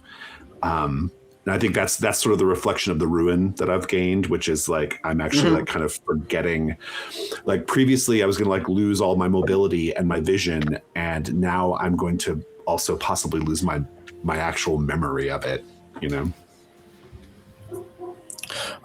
Can like there be scatterings of the stories, not the ones that you cannot remember right now, that are carved onto a field of flowers where each one has like a different word of it on it? Yeah, I would like to suggest even that, like, occasionally, like, one of the horns like kind of naturally falls off, and so once that, then we can kind of like leave that as almost like a little, like a artifact for someone to find in the future, Just a scattering of like occasional words in your wake. You shed stories. That's true of all of us, baby. I think you were going to say something like that. As you return to your caravan, you can see a scattering of children that are looking in the direction of all the spectacles that has transpired, and a few adults. And they are quite shocked, but a lot of them run up to Alexei and start pestering him, asking what happened, what did you do, tell us how it transpired, we saw something, but we didn't saw anything. And you see a smaller group led by Irina Boyka, who stands to the side. She she looks at you. She sees parts of protrusion on Dmitro body, and she scowls and she shakes her head and she turns around and starts talking to her people, saying, "See what happens when you let them decide the direction of the caravan." Got a point. And how would you have honored or connected or reached the hunters? Reach to whom? If Irina, they're there, Irina, how would you have? Irina spreads her arms around and says, "I do not see any hunters. Do you see any?" Not yet. Oh no, yeah, one, me, thank you. That's if she is literally doing the like, I don't see any hunters, I can also spread my arms, one of which is mostly bloodless, pretty ruined, and also now slightly ruinous, and go, there's one hunter here, remaining, still. And then I'll walk away, because as I've learned, cryptic words, cool exit. And I'll walk away around the side of a caravan and then just collapse against one of the wheels, like hugging Beth close to me. You could see in her eyes before you left that it's a sort of a Karen look that she's certainly taking her business elsewhere if she is ever in need of a hunter. On this stage of the journey, as you set further on your way towards the gorge, there is one task yet unperformed by you, Dmitro the Hunter. What do you want to do after this encounter? I'm really glad I left myself a task, because I think healing might help. You didn't. Did you get damage into the aspects, or you get mostly bloodless and bone growth, right? Mostly bloodless and bone growth. If there's something I can do, even if it's not kind of technically healing it, something I can do to become more accustomed to these new bony growths, like exploring this new facet of myself using a task, that would be good. Yes. Essentially, that's how progression works in the system. It's very diegetic. You just say, how do you want to get better? How do you want to develop yourself? And we start the project. When you accomplish it, you do that. So essentially, your project would be something close to creating a new aspect for yourself or integrating into existing aspect. So you try to turn this temporary aspect into something more permanent for you and something beneficial, hopefully, probably. Tell me, how do you do it? And let's start. We will not be able to finish it during this one shot, but we can start it. You can start. There is a project at the bottom right of your character sheet. Name it. How do you want to name it? So it reflects your acceptance, integration of this bony growth. I would say, I think the length of it is 6 for this kind of stuff. Mm-hmm. And just tell me, how do you spend your time learning more about your condition? I think I'm going to frame it as the project track being called something like Changing for the Caravan. It's already a cornerstone of my character, that this kind of need to change my attitude and the way I do things. And I've learned that pain, even if not particularly willing, is a way that can happen. It is transformative in a way. It's brought me closer to my companions, some of them at least. So it's less of getting kind of more benefit out of this change and more becoming more comfortable with this change as an aspect of myself. This is now something that ties me closer to my companions. Okay, so and essentially you can leave a first check mark, and it would be you spending time internalizing this change and realizing it makes you closer to the caravan, right? Yeah. Okay, well, makes sense. Mm-hmm. As we wrap up the first stage of the journey, we need to write down a key phrase that will be used in creation of the final location. Any of you can suggest anything. It can be something. It's usually something connected to a exploration you have of the map. It can be something precise or something more evocative, like the Tower of Bone or something like that. I would give something connected to those hunters. Ah, okay. Okay. How do you want to phrase it? Something along the lines of like a broadcast received or that kind of thing. Like, something about sending those words out, whether they were heard or not, that was a good achievement. Can we bone casting used to be a way of telling fortunes. So could we call it bone casting? Oh, I like that. Yeah, I'm into it. All right. Bone casting to hunters. Which just sounds a little bit dirty, but yeah. At least you're not hunting for bone casters. That's a very different thing. Cost you a lot of money for that silicon. As we embark on the second stage of the journey, I see we do not have a lot of time left. So let's during this stage, let's avoid creating locations and focus mostly on some small tasks and getting closer to the gorge. How do you want to prepare before you reach it? You start seeing it in the distance. It's this massive crack on the horizon. That you know it's the beginning of your path that you need to go through to reach the other end. And you also see, I will add small elements that you see a sort of storm clouds that are gathering nearby, a storm front that is approaching. What each of you want to do during this stage of a journey to prepare yourself or prepare your caravan? I have a theoretically quick and simple one. All right, okay. Can I make myself a cloak, possibly using bits of the storied caravan tenting? All right, yeah. If it's about to rain and I'm still currently kind of in this new form I'm not quite comfortable with yet, I just want to be able to hide whatever's happening to me if I need to. So just a simple cloak over the shoulders and kind of covering the arm. If you want, I have a performer's outfit you can repurpose as part of whatever you're doing. Oh, 100%. If you want to give it up, that's cool. Yeah.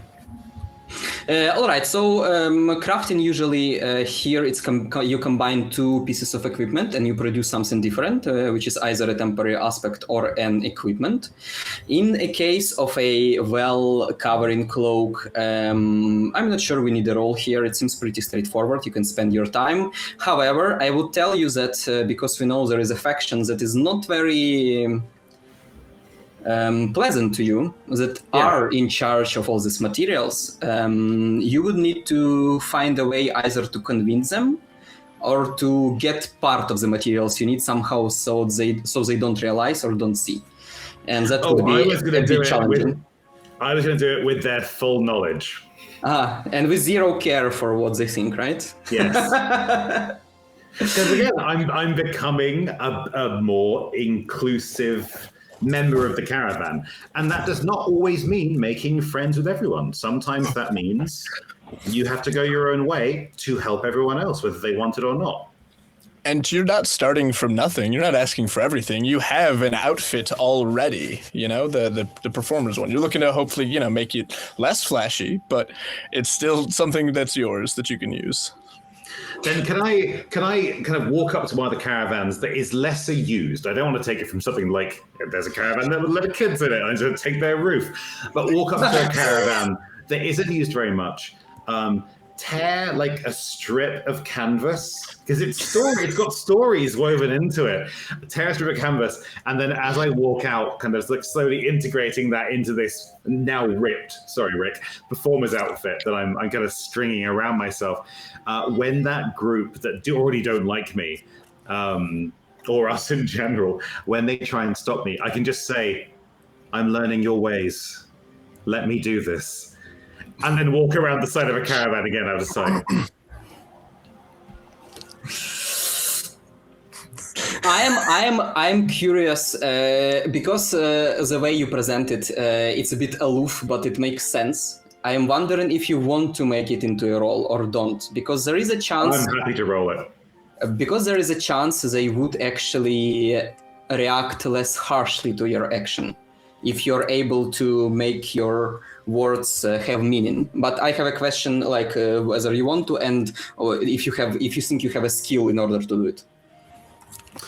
I think theoretically, could I use my 1 dot in endure?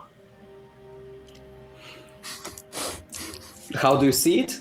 It sort of makes sense for me, but how do you see it? I am using this thing to cover the damage I took while helping the caravan.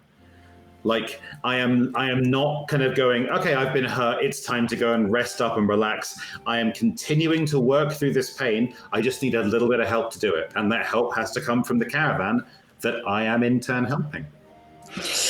Yes, but I do not think it will help with convincing specifically these guys, like making connection with them. At least not in the way you describe it. So no, I'm not sure. That's fair. I'm not convinced right now. In that case, I have no dice. You can still choose a skill that fits and roll it, but it will be much harder. Thing is, I don't want to trick them. Like I want this to be a sincere moment. Yes. Okay. So it would be probably sway. I don't have any dots in sway. You still roll 1 die. It's just you have I believe on a 6 you have a partial success.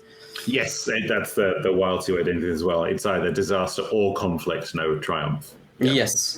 Precisely. I'm fine with that. I'm happy to roll 1 die. I have a question that might stretch the rules here. Could I mark my reassuring smile aspect to give him an advantage die? Even though it is just a base A, yeah, and the mark doesn't necessarily work that way. But could I lean into it being a resource that I can lean on to help him one way or another? He's been watching my smile and is hoping to imitate it. If you like it, it makes sense, Dmitro. Yeah. If you like it. Yeah, let's say it will be a creative use of aspect. You can mark it, and it's essentially a memory of it that pumps up in Dmitro's head as he does it. So the things you've been learning to use. Having an advantage, it still would be 1 dice, but Still your probabilities are a bit better now. Yeah. Okay. Now watch me roll a 1. That's a 2. That's almost as bad. Okay, that's a disaster.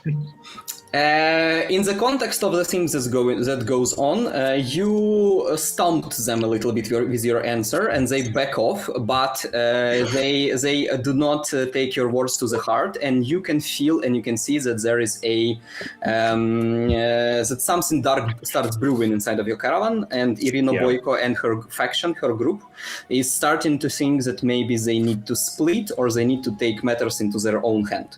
And you know this will be a problem for you potentially as you're crossing a dangerous gorge, unless you do something about it, or unless you decide, fuck it, let's try to proceed even with this.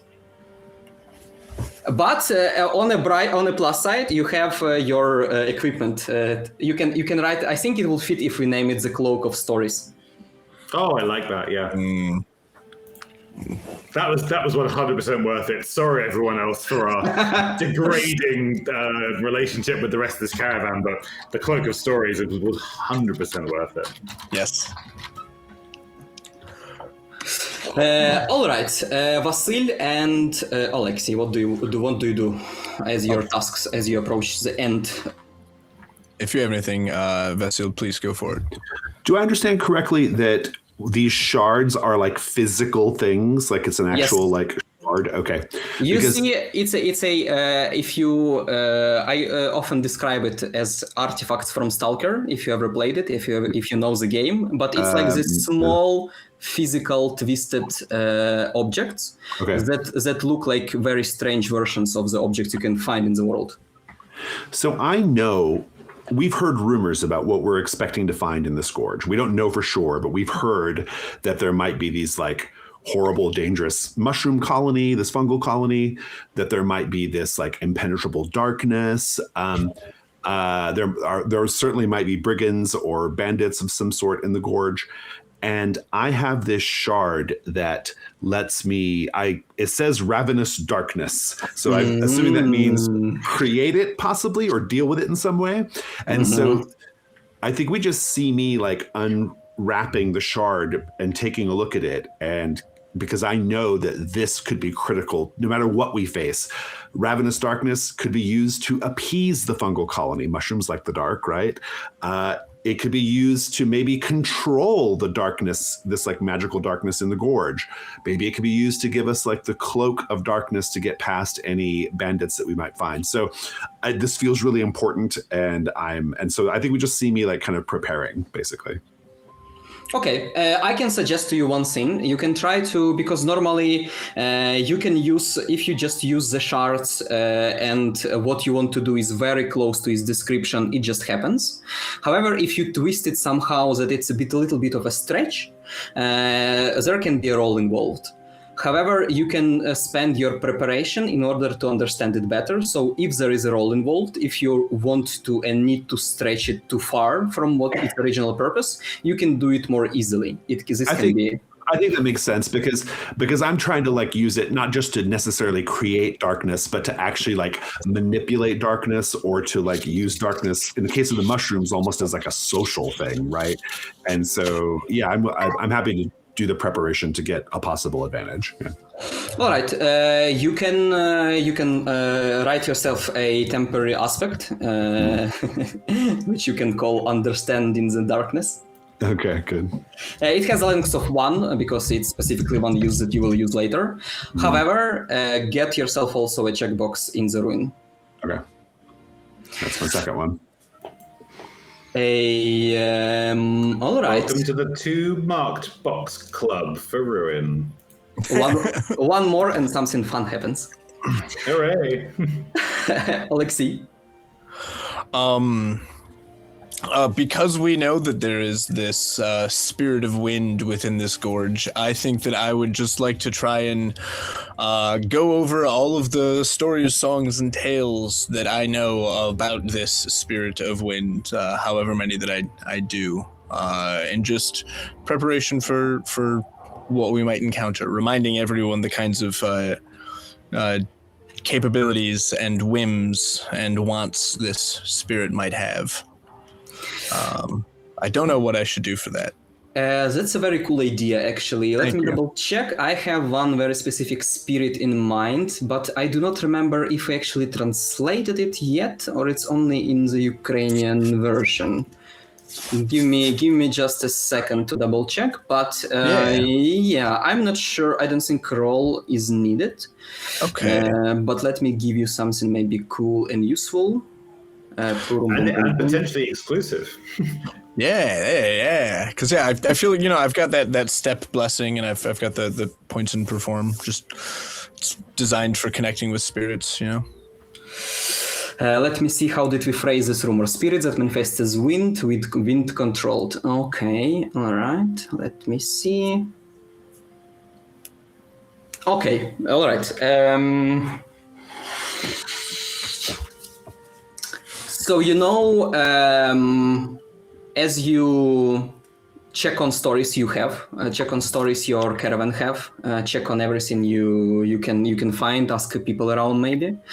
You do narrow down the potential for a spirit that you can encounter and that you kind of also fear that you might encounter.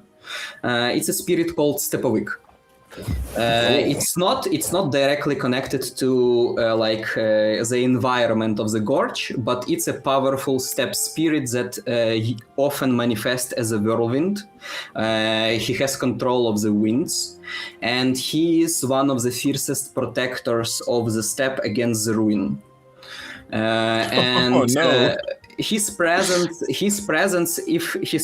near the gorge, if the rumors are true, it means that he might be protecting something. And it's a question of how do you want to deal with him, and how do you convince him to let you through. He can be dealt with. You can make a deal with him, but he's gonna demand something. And especially because you have a lot of people touched by ruin in your caravan, it might be complicated. I was going to say, it's lucky we haven't been touched by the ruins at all. You know what's great? Maybe eventually I'll get to use that fact that I'm reviled by the ruin right now to bond with this spirit. Yeah, man, it sucks for both of us. Let's go. Yeah, cool. Thank you. That's great. I'm excited. And how do you say the name of the spirit one more time, please? Stepovic. Stepovic. Thank you. You can notice there is a subtle connection to the steppe inside of by the way, if you there is actually one fun thing you can know about him, but it would be a knowledge that is more connected to like 3 dots of steppe knowledge. However, if you have an idea how you can roll maybe to get this knowledge, I can allow you to find it out. But if you have an idea, because I don't right now, I don't have anything to propose to you. I mean, if I'm able to roll my step and mark my step blessing to just lean in on that and maybe be able to make it possible to roll with even just 1 die, that could be fun. How would it look in the narrative? What would be the source of knowledge? Where would you get it from? I think that it would be just listening to the howls of the wind itself, because we know that the gorge is up ahead and you can hear the way that the wind rips through it. And if I'm listening to the steppe itself, I'll be able to hear the air currents and hear the beginning parts of those howls even from a distance in order to try and learn and understand. All right, and there is a danger that if you stray too far and connect for too long to the steppe, it will influence you more, and that's on one side it's an influence that was always beneficial for you. On the other side, the more you give into it, you can eventually turn into the spirit yourself and be no longer human. You can roll, yes. Yeah, but I think I only have 1 in my knowledge, and I don't think that I'm getting to add any thing else to that, so just 1d6, and hey, I don't do well, it's a 3.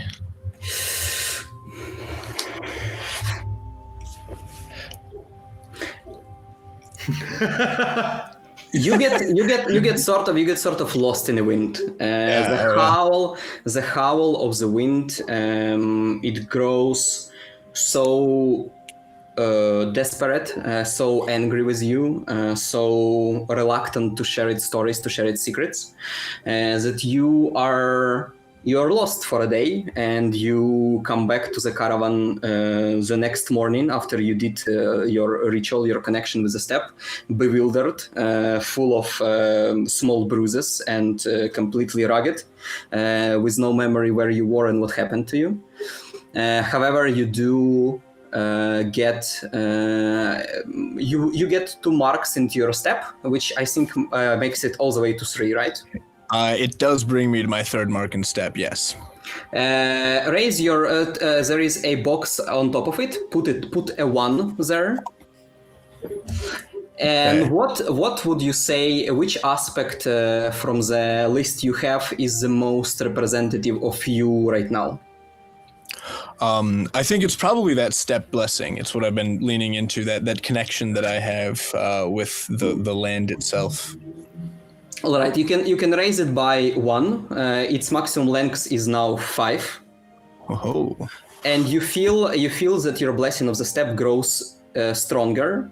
However, with that as well, you can feel that your disdain of the ruin and your connection to the humans around you is also, it starts to slip away. For now, it's minor, but you feel first touches of it. That's a nice mechanic. I like that. Yeah. Yeah. And we go back. Everyone did their task for the last step of the journey. Let's see. I think we can squeeze in a Now we have like 20 minutes. Let's go straight for the gorge. Normally, when nobody created a location from the map, we would do some small random event at the end of a journey stage, which is also created essentially by some of you rolling your skills, and then we will decide how it looks, how it plays out. But for now, let's go straight to the gorge. And as we discussed, because we have like 20 minutes left, let's do a little bit of a small zoom out on a scene. So you approach the gorge in front of you. There are heavy storm clouds that are gathering, that are coming closer to you from a distance. And you know that it will probably overtake the gorge in a couple of hours, right when you will be inside of it.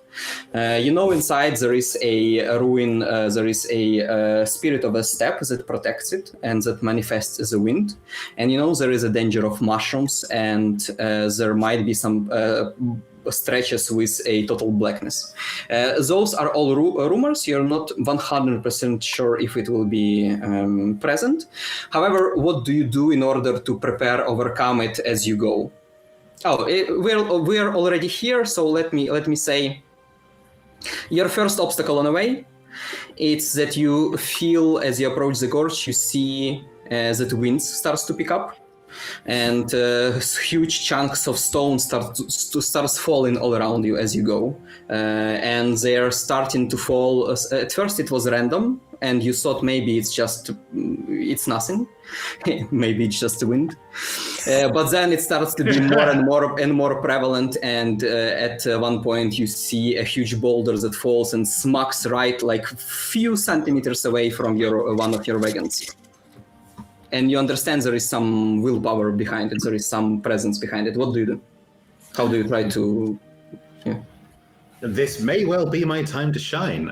The only shard I have is Unbound Wind. All right, tell me... Sounds... I think it fits the situation, but how do you see it resolve your issues? So we have established that this wind somehow is strong enough to kind of hurl boulders. Yes. It is incredibly powerful. Yes. I don't think I can stand up to a force that's a shard or not, that's that strong. But using that boulder that almost hit us, maybe I can just deflect it. Maybe I can use my shard of Unbound Wind to kind of slightly levitate that boulder and just push it in front of us, in front of the caravan as it moves. So any larger pieces would hit that before they hit us. All right, you use a shard. It makes sense. The wind does not relent the opposition for you, but however, because you used the Unbound Wind, you feel like there is a stronger presence in it, like somehow you unbounding the winds around you and making this protection also lessened the power of whatever entity was working against you. You get a hit of couple of boulders in your wagons. Maybe one of them broke the wheel and you need to quickly replace it before moving on, but it does not stop you right now. It's very successful. If anything, I'm making more trouble for the guy that directly hates me, the one who looks after the wheels. So that's like a double win for me. And I also think that you're probably pissing off the tailors a little bit as well, because everyone thinks the cloak looks so cool as you're doing all this wind magic. I'm definitely on the boulder with the cloak of stories spread out in the wind behind me, 100%. Yeah. After some distance, as you go through the gorge, it's getting darker, the wind picks up, and you understand that storm clouds are about to cover you.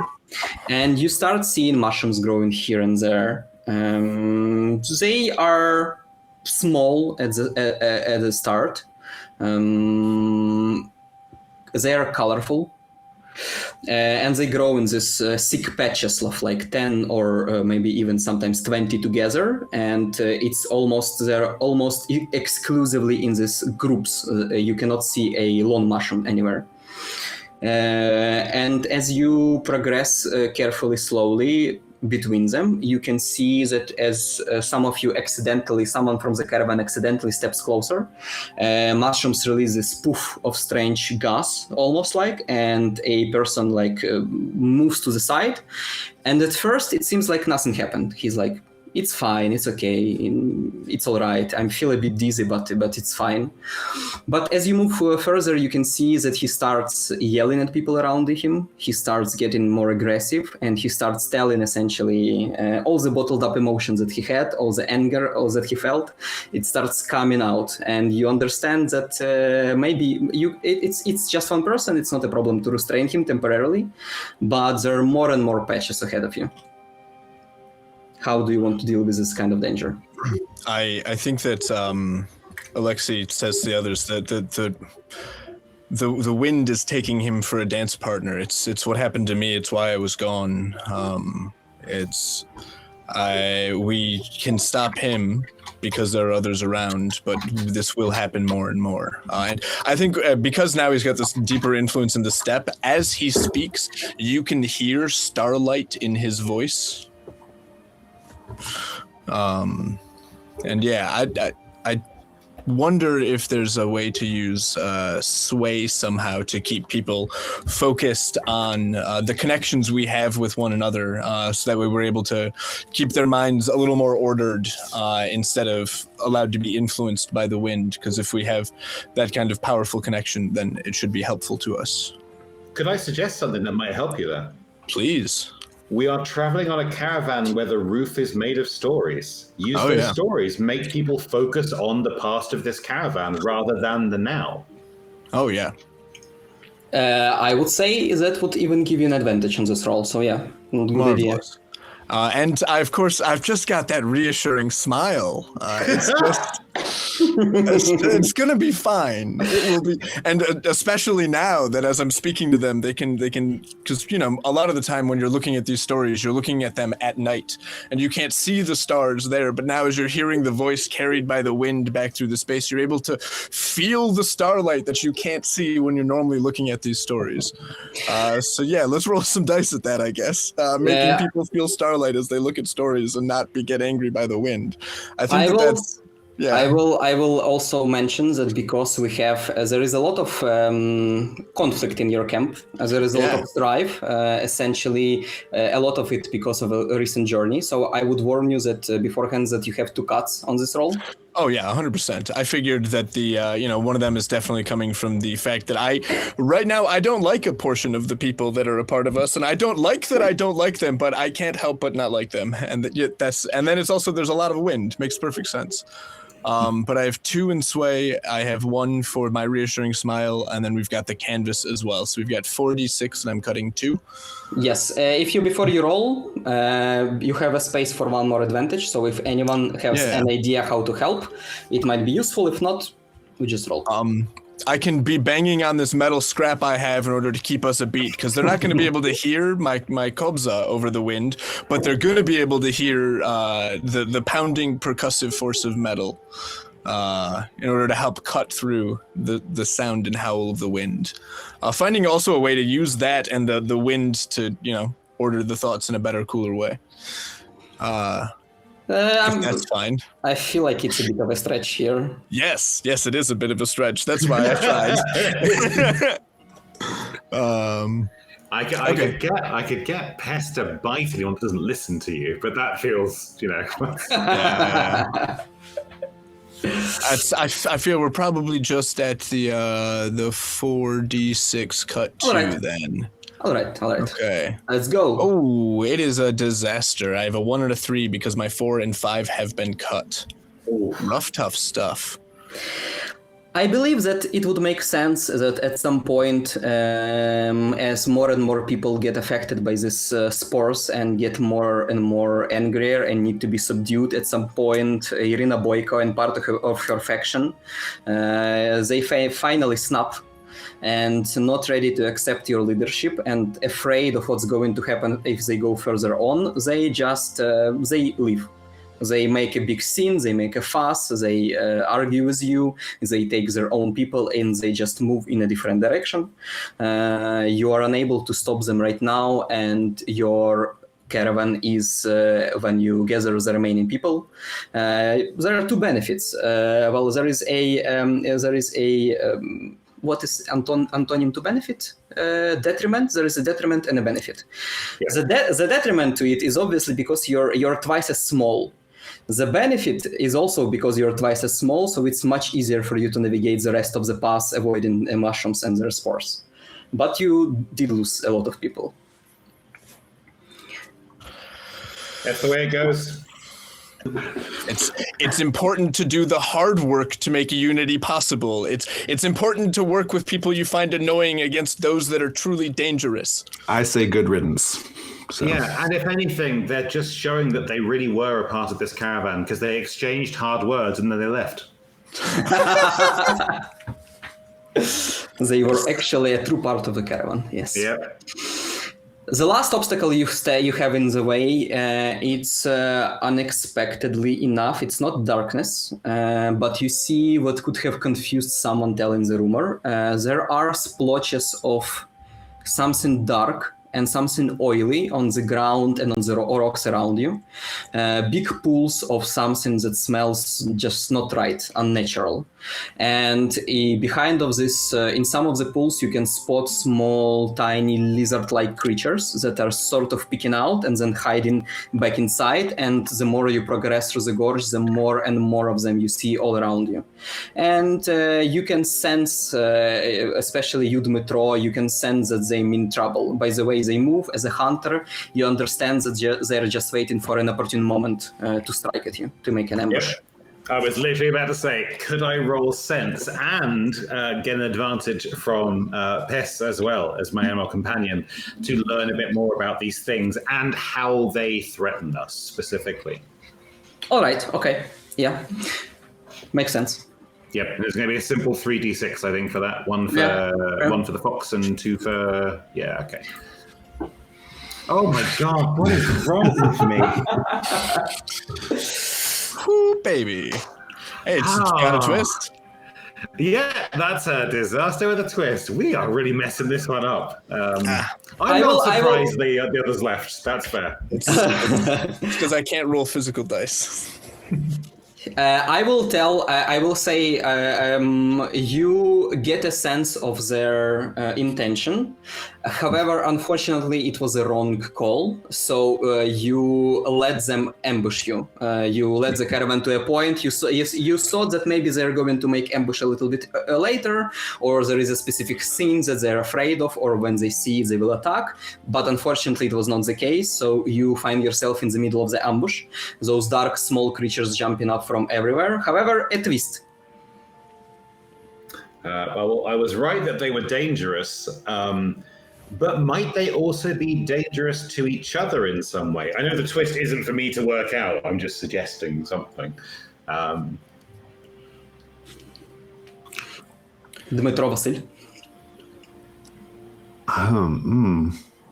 I mean, what if they're spore infested? Like they have stalk of fungus up off of them as well. I'm not sure. You said that they came out of some kind of like murky pools or something? Yes. Oily, dark, smell bad, unnatural. Oh, interesting. That's interesting. There's a part of me that wants to say that like they're actually like as a creature, they're like incredibly useful resources. Like there's something about this like oily substance that they secrete it, and that actually makes them like really, really valuable for like my sort of like prototype generators that I've been working on from the old world. I like that. I actually would love to capture some. Like, let's get them. You know, like this is good. This is good, actually. It makes perfect sense. Yeah. How smart of you to lead us into their false ambush. You knew that they would. They've encountered enough caravans to know that if they let the caravan know that there's an ambush, they can ambush them while they're preparing for the ambush. I am just a silver lining kind of guy, and this is how I operate. Do we accept it, Dmitro? 100%, yeah. All right. So you find yourself in the middle of the ambush. The exit to the gorge is just ahead of you. You can almost even see it. There is just a little bit left for you to push on to get it. But right now you're fending off against this creature. They attack in small groups, and they sort of do this hit and run when they come close, try to strike you, try to throw their oil on you, and then go back and hide, and then attack again from different directions. What do you do in order to get through the gorge? I think I am defending Pes, and Pes is defending me, and the two of us together, we're just trying to draw as many of them away from the rest of the caravan as possible. Like we've stumbled into their ambush, but we don't have to make it so every single wagon stumbles into their ambush. We can try and take the most of the damage ourselves, basically. All right, legit. You try to distract some of them. Yeah. Vasil, Alexei. You're muted. You're muted. If there's a roll that's going to happen, can I assist with it by trying to like temporarily befriend the lizard creatures to make them less aggressive? Yes, makes perfect sense. You can mark your aspect; it will help. Advantage. Yeah. Alexei, do you want to help as well, or do something different? Yeah, I mean, it's fun that you decided to distract them and run off, because I was going to mark my enchanting kobza to do the same thing. No, just do it in different directions and open a channel through the middle. Yeah. Let's do that. I'll mark my kobza to gain some attention of other ones, and it's great. We'll take the most hostile ones away from the group, so that way Vasil can befriend the ones that are most curious and interested by humans, because that's how you end up domesticating a beast, is you just take the friendliest ones every time. I think this domestication timeline might be a little bit fast. Hey, it is, but you gotta start somewhere, do you not? Yes. All right, cool. Millions of years to domesticate the dog. Well, how about these oily lizards? Well, we've got about 2 minutes. Start squeezing. The beautiful thing is that the journey of the caravan lives on far beyond us. Well, hopefully, yeah. All right, Dmitro, you have 2 advantages as your companions and your council members are helping you in this endeavor. What do you how could this possibly go wrong? I don't know, man. Like a million ways. I'm going to use either hunt or trick, either one, whichever you think is more appropriate. They're both 2 dots, so. Let's say trick in these circumstances. And can I use the Cloak of Stories almost like a matador's cloak to try and bring them to me with additional movement? It can be a part of your role for sure, but as far as I know, you're already using Fox, right? So you have already 3 advantages together with other people. Okay, yeah, all right, fair, all right. Okay, in that case, that is going to be, is that 5d6? Yeah. Yes, you will have 1 cut for sure, but your caravan, if there are still some people in your caravan, they're obviously helping, so I'm not sure you have more, because it's not all on you. My God. No, it's fine. It's only 1 cut. That's fine. That's a conflict. That's a conflict. I really thought I just going to get another disaster with 3 in a row, but no, it's a conflict. You do manage to distract what you wanted to achieve. You achieve it. You distracted them long enough for your caravan to be able to escape. However, something happens. Do you have any cool ideas, because we're approaching the stream, how we can wrap this up? I think it would be perfectly acceptable to have me overwhelmed by these things and dragged off by them. You know what? Pest remains, but I get dragged off. As you escape the gorge and as you gather your senses, you realize that you oily lizards are nowhere to be seen. You have emerged on the other side, and there is a pest nearby you, but you do not see Dmitry. You turn around and you see the gorge is just being clothed by huge storm clouds. You see lightning, you see rain, and it's all dark, and there is just nothing there. Oh, if I have a suggestion for what the camera sees as they drag you away, you think that they're going to drag you into the oil pool that they came out of, but no, they drag you into one of those unyielding darknesses that have been created nearby. Wonderful. I have one different, as the camera sees you being dragged off. we do remember there are hunters that heard your broadcast. Oh yeah. And as you being dragged off into the darkness, you see from the storm cloud above you, in the lightning strikes, figures of people you never met before, but you heard about them starts appearing. They look different. They're not human anymore for sure, but they appear all around you, and they kill off the remaining lizards, and one of them gives his arm towards you and says, "You're part of us now. You're part of the wild hunt." And that's what Carmela closes. Yeah. Obviously, I'll take that outstretched arm with my slightly broken arm as well that was affected by the ruined tower. Yes. Yeah. But you see the people all around you, they also bear marks of transformation. They are not human anymore, but they're not exactly, they're something different, something else. Yeah, no, I'm entirely happy with that last camera over for me there. Yeah. And we are perfectly on time. Hey, see that, 22:30. Yep. Thank you very much for the game. I do remind for the people that are watching us today or will be watching us in the upcoming weeks, please, if there is still a need, if a donation fund is still open, please donate. It is very important. And if you guys want to say anything as we wrap up, feel free. You have a moment. The floor is yours. Oh, I 100% have a message. A, thoroughly enjoyed this. Always wonderful to play a new Wild Words game, and for a good cause, even better. But B, I would like to thank Waitrose Garden Peas for this episode, because it was putting my my wireless router on this that let me join the stream properly after the first half an hour or so. It literally was too hot for my electronics to function without being put on frozen peas. So Sometimes you gotta pee on your yeah. And I have had a stable connection for an hour and 40 minutes. And given that the best I did before that was 3 minutes at a time, Garden Peas nailed it. Thank you, Peas. Yeah, I had a great time. It was really fun to meet you all and to play with you all. I've never played a Wildsea based game, and so that was fun to experience for the first time. And I will note here for viewers, I have not been a player at a table for probably 8 or 9 years. I am always just a GM, and so this is the first time I've been a player in literal years.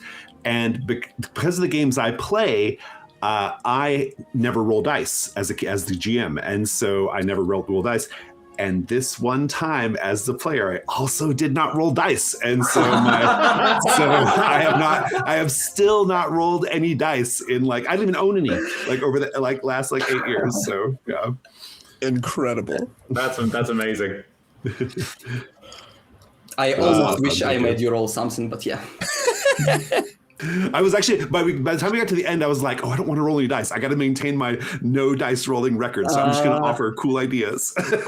Nice. It worked very well for you, so yeah. Yeah. And I just want to say thank you to you for putting this on. Thank you for having me here as a part of this. It felt marvelous to get to create something so marvelous and beautiful with, one person that I've known quite for some time that I care very deeply about, but a handful of other strangers that and just getting to sit down and make something marvelous by coming together and gathering, I think is so good and emblematic of what you all are doing here. It's just showing that community can be built from anywhere, and the more that we gather and come together, the better it is for all of us. And so with that, I want to recommend anyone who's in here who hasn't already pulled up on Drive-Thru RPG, you can see the Wild Steppe playtest document right now. It's really great. It's a handful of documents to give you an idea and taste of the Wild Steppe. I recommend checking it out if you can, and as well as giving to the cause of Roleplay Ukraine to help bring people together and fight tyranny. Thank you very much, and everybody have a good evening, day, or whatever time of day we have. Thank you all. Thank you. Thank you. See ya.